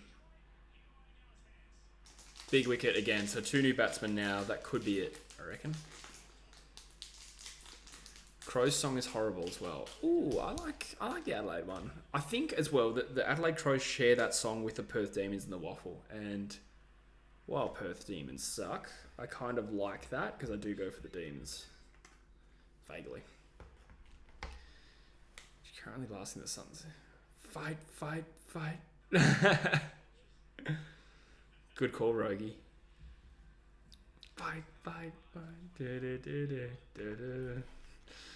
I don't know if I go that far, but I'm happy you're happy.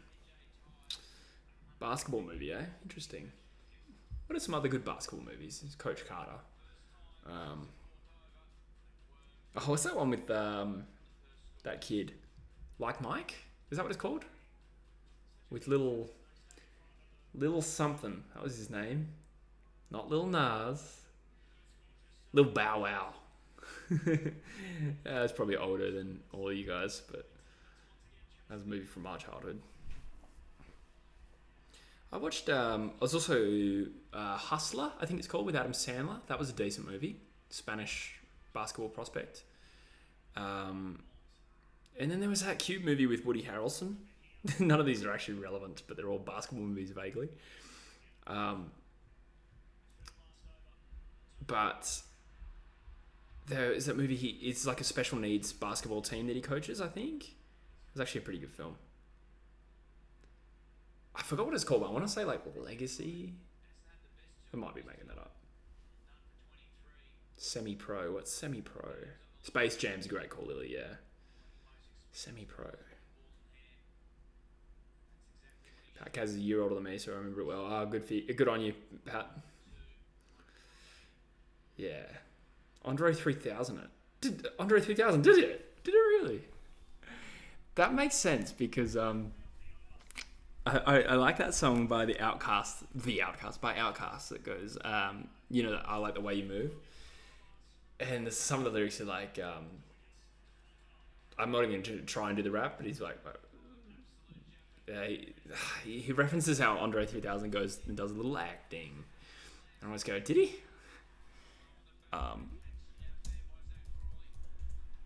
I didn't want to rap because I can't remember if that part of the song has the N-word in it. I was like, am I going to try and replicate it? Do not. That's one way to get cancelled.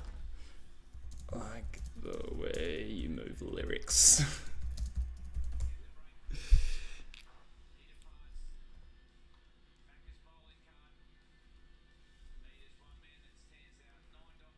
No, it doesn't. I'm glad I didn't. Ready for action, nip it in the bud. We're never relaxing. Outcast is everlasting. Not clashing, not at all. But see, oh no, it did. It did. It's just, it's censored here. Oh, wow, that was close. Thankfully, it wasn't on my screen. But see, my friend went to do a little acting. Yeah, okay. Well, I'm glad I resolved that. Is Andre 3000 acting roles are there?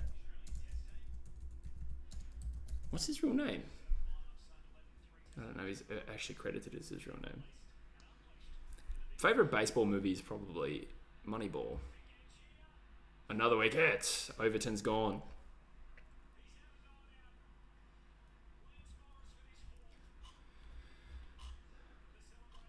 I probably wouldn't have recognised Andre 3000 in a film, to be honest.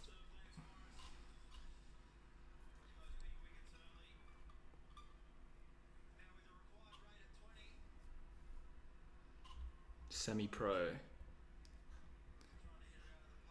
Is it? Oh my god. Semi-pro, that Will Ferrell movie. Yeah, right. Okay, I'd never seen this film. Is it actually good?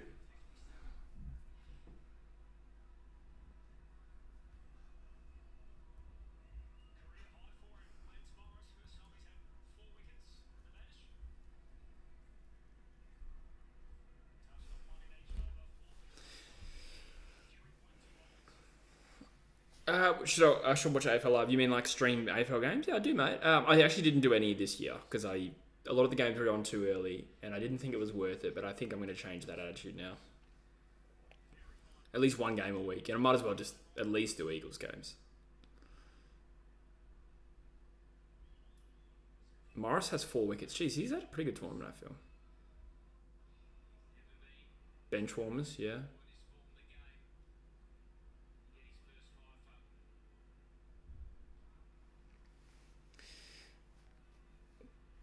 Remember that film Basketball? I've never seen it. I think I was a little bit young to watch it, maybe. Maybe not. I can't remember.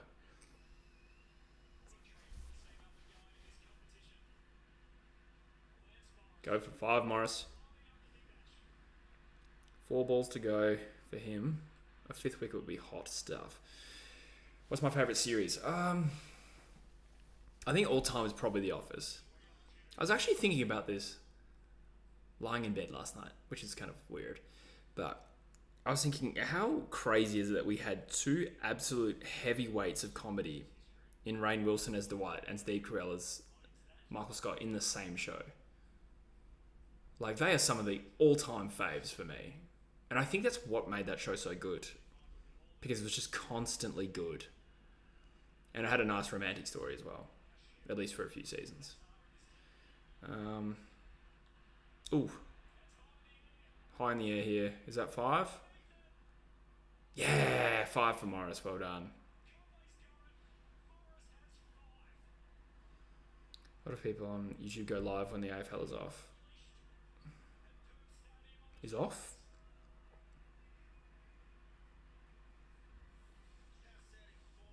They're making Step Brothers 2. Are they really? That's crazy. Not a sportsman, but I think everyone needs to watch Super Troopers. Oh man, my boss used to just constantly tell me my homework for work was to watch Super Troopers and get back to him. And then I never did. Game of Thrones was pretty good. True, Game of Thrones was good. What else do I watch? Family Guy as a bit of brain dead comedy.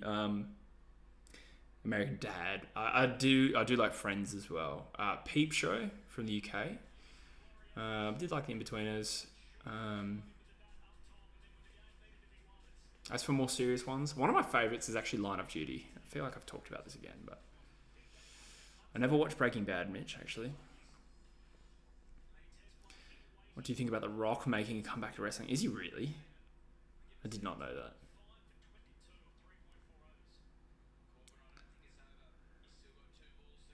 Well, Jesse, there's your homework. I'm not going to watch Super Troopers anytime soon.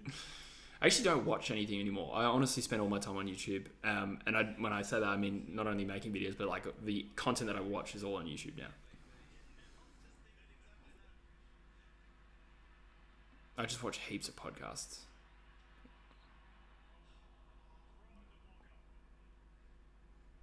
How I Met Your Mother's decent. Yeah, didn't mind it.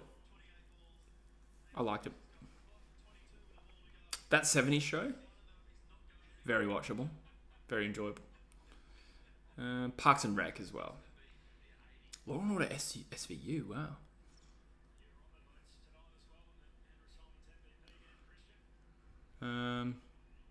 Peaky Blinders has got to be one of my all-time. Actually, I'd say slightly ahead of Line of Duty actually, but Line of Duty is really damn good. I actually really like the Benedict Cumberbatch Sherlock. I think it was similar to Game of Thrones in that it ended badly, but good show generally. What else? This is an obscure one, but there was a one-season wonder in, it was called Outsourced, and it was this American guy that goes to run a call center in India. Very good, like cute, pretty like cheesy but good show. Great bowling performance tonight, and Evans batting one out of the box. Oh man, he was so good, AGT. Like, that was unreal. And then Lance Morris again. Lance Morris isn't even going to get man of the match. He got 5 for 24. Not sure about one of the characters though. Yeah. Do you mean the actor? Do you mean Danny Masterson? Yeah, I forgot exactly what he did. I know what it relates to. And I know that it was pretty bad. But I can't remember the specifics of it.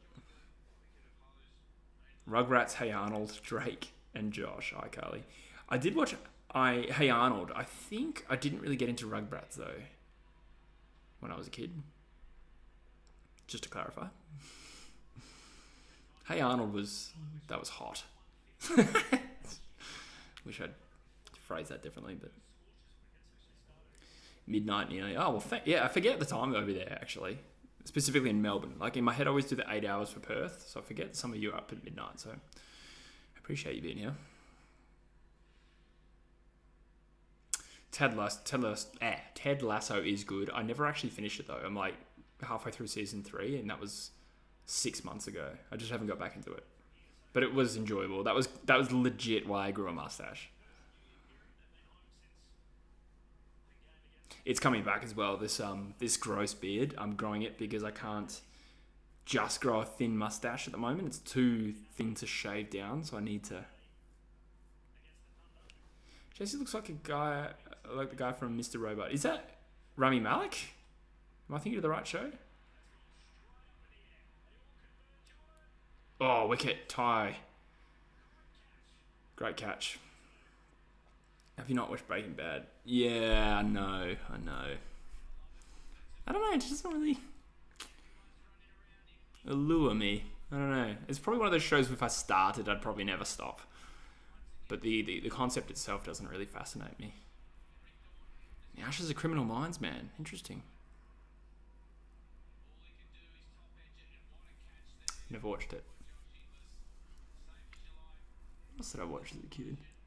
You know, it's an underrated show. I'm not saying this is like all time or anything like that, or necessarily you need to go watch it. But one show that I actually think was low key funny was Frasier. Like, it was quirky and a little bit silly at times, and I just think you wouldn't realize how funny that show is actually until you watch it.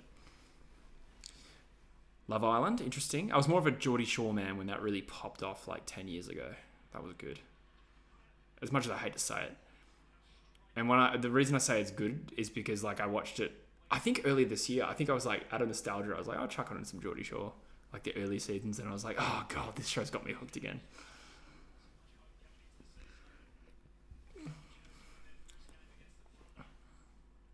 What else?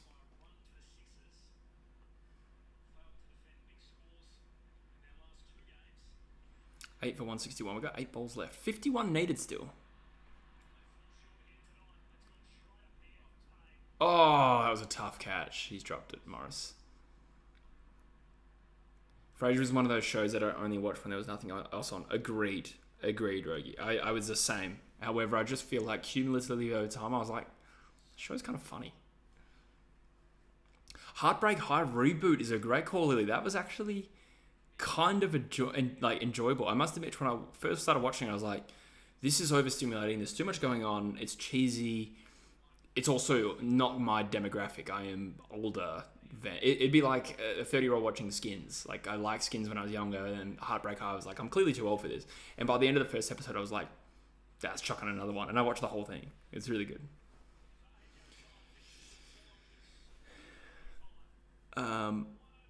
Married at First Sight. No, but I did kind of... Jesse from the last season did go to my gym. I didn't know him, but he went to my gym. Survivor. Frasier's quality, agreed. Ooh, Pat Kaz going with a big call. Big Brother. I watched like one season of Big Brother in like 2002. Whenever... Actually, I've already forgotten who won. It was either Pete or Marty. I think Pete won it. Whatever season that was, and I stopped watching. Very fortunate to meet Chloe Hayden, who played Quinn. Oh, please remind me which one was Quinn again. I don't remember the names. Was she the ADHD one? Quinny. Was she the ADHD one, or she was the one that shaved her head? Those are my two guesses. Is that another wicket? Wow.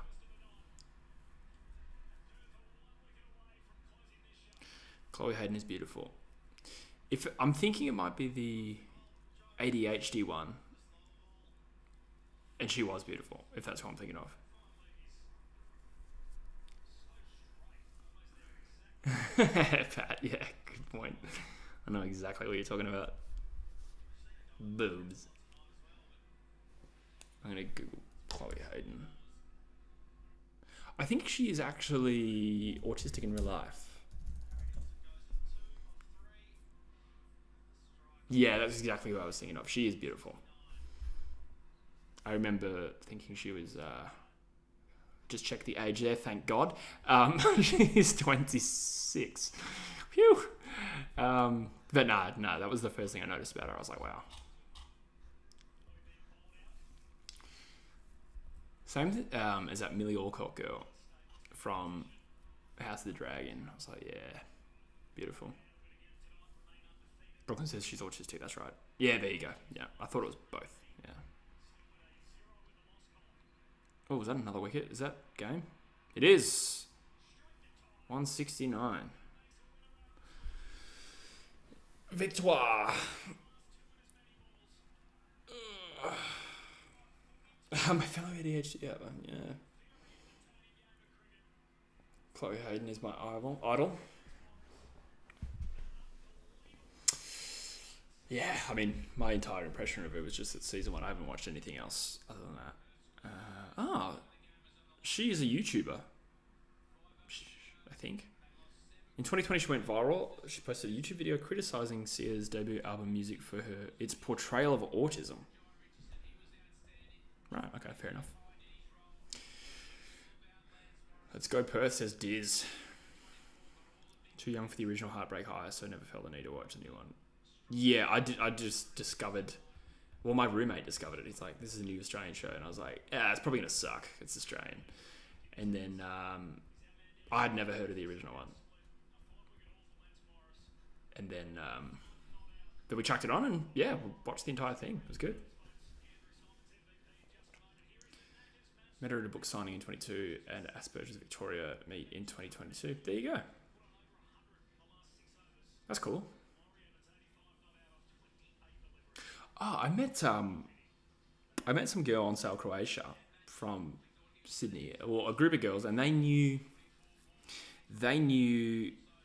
I don't remember the Eshe kid that had a relationship with the non-binary character. I don't remember the names. I'm bad with remembering these names. That was actually quite a cute little story. But she said they knew him. They were friends, which is mildly interesting. Sorry, did you watch the 2019 minute series? The 2019 series, The Act? No, I didn't. Sorry, can't remember if I answered that. Australian shows do something most of the time. Oh, you know what? Before I go, I'm going to leave you with my favourite law show. Happens to be an Australian one. Watch Rake. Legit, watch Rake. It is good. It is weirdly depressing, but at the same time, it's such a good story. And the actor, Richard Roxburgh, is actually really entertaining. Really good. Dance Academy. Never even heard of that one.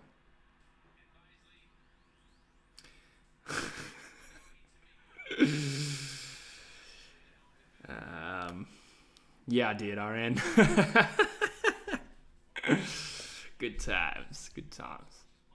I wouldn't normally be so crass in front of all of you, but she was something else, I'm telling you.